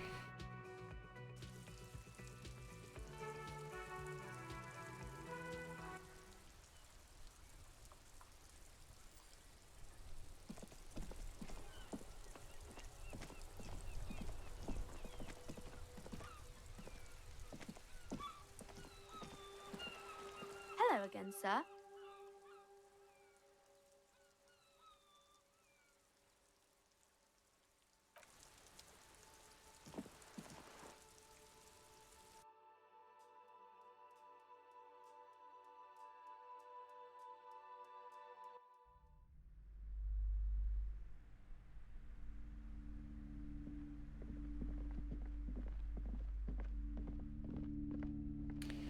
The map. Several maps have been attacked. The maps look old and faded. Your eye catches a map of Insulinda, a map Oh, of it's quite Revachol, cheap. and a map of Always good to be informed of your surroundings. Nice.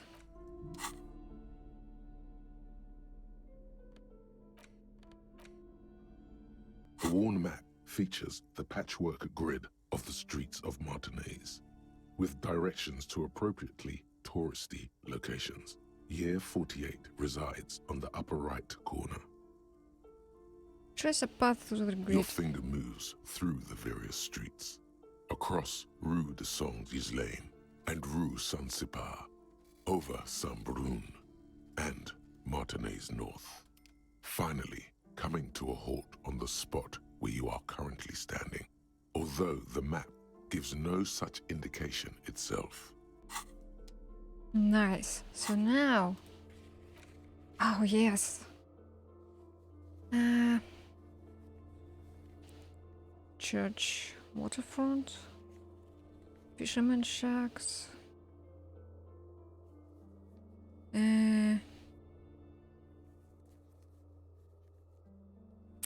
Okay. Kuno. Kim is right here with me. What did I want to look up? Ah, that's Tommy. Isle of Eternite.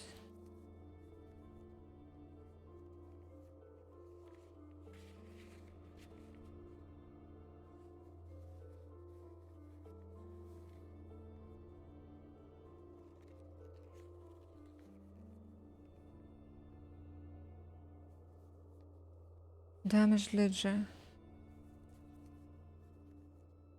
Wait, is damage ledger? That's me. It's the ledger you found in the trash, a cabbage of papers hanging from the board, with the permeables drawer inside. It's barely held together by a clip, then made complete by the faint smell of urinal cleaner. Oh, we need logic and we need interfacing.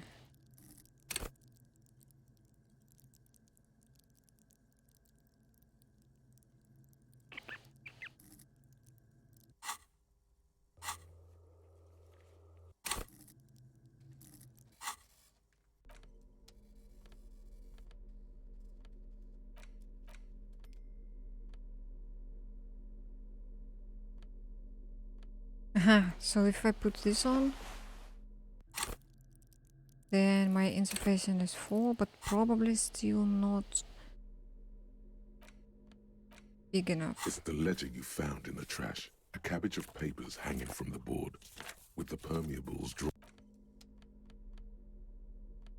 Okay, and these give me electrochemistry. Physical instrument. Did I need anything for physical instrument? I mean physical instrument for anything. Challenging.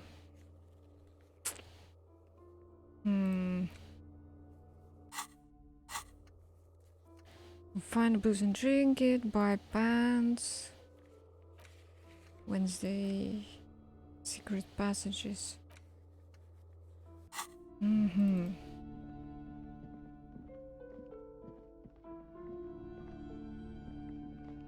What's this? The curtains, tattered with age and covered in dust. What's behind? Nothing. Now please go back to browsing the books.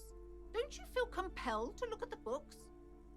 She speaks almost as if she's trying to put a spell on you, urging you to buy more books. Oddly enough, the more she tries to draw you away from the curtains, the more alluring they become. I cannot save here. Shit. I want to save here. And try. The curtains, tattered with age and covered in dust. Just as you're about to pull apart the curtains, the petrified voice of the shop owner cries out once more. Sir, don't touch that. I told you it's off limits for the customers. Her hand closed around her pendant, her fingers nervously playing with the talisman. Parapsychologically speaking, we're done if you decide to open them. I won't be held responsible for the consequences. It's too dangerous. She looks away, mumbling. Dangerous. Why is everyone always messing with the curtains? Why can't they just buy books like normal people?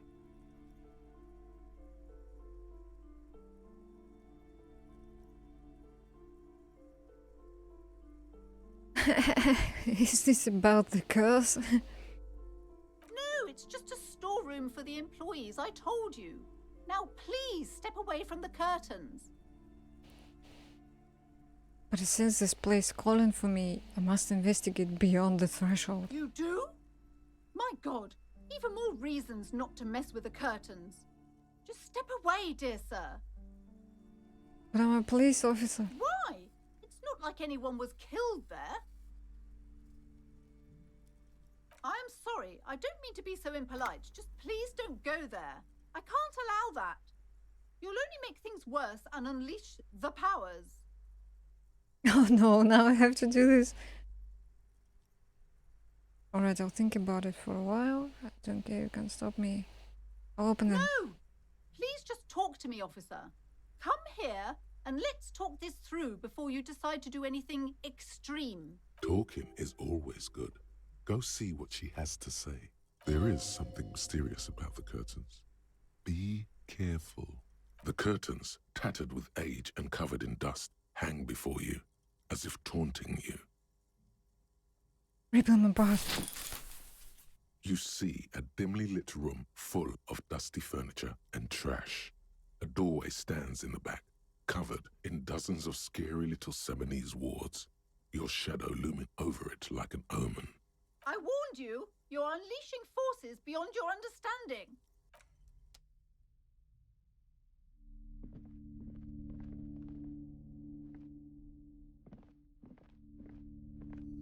Whew, okay, and that's where I will end today. My story for tomorrow. Because I'm getting hungry. And I need to go to the shop. So this will be...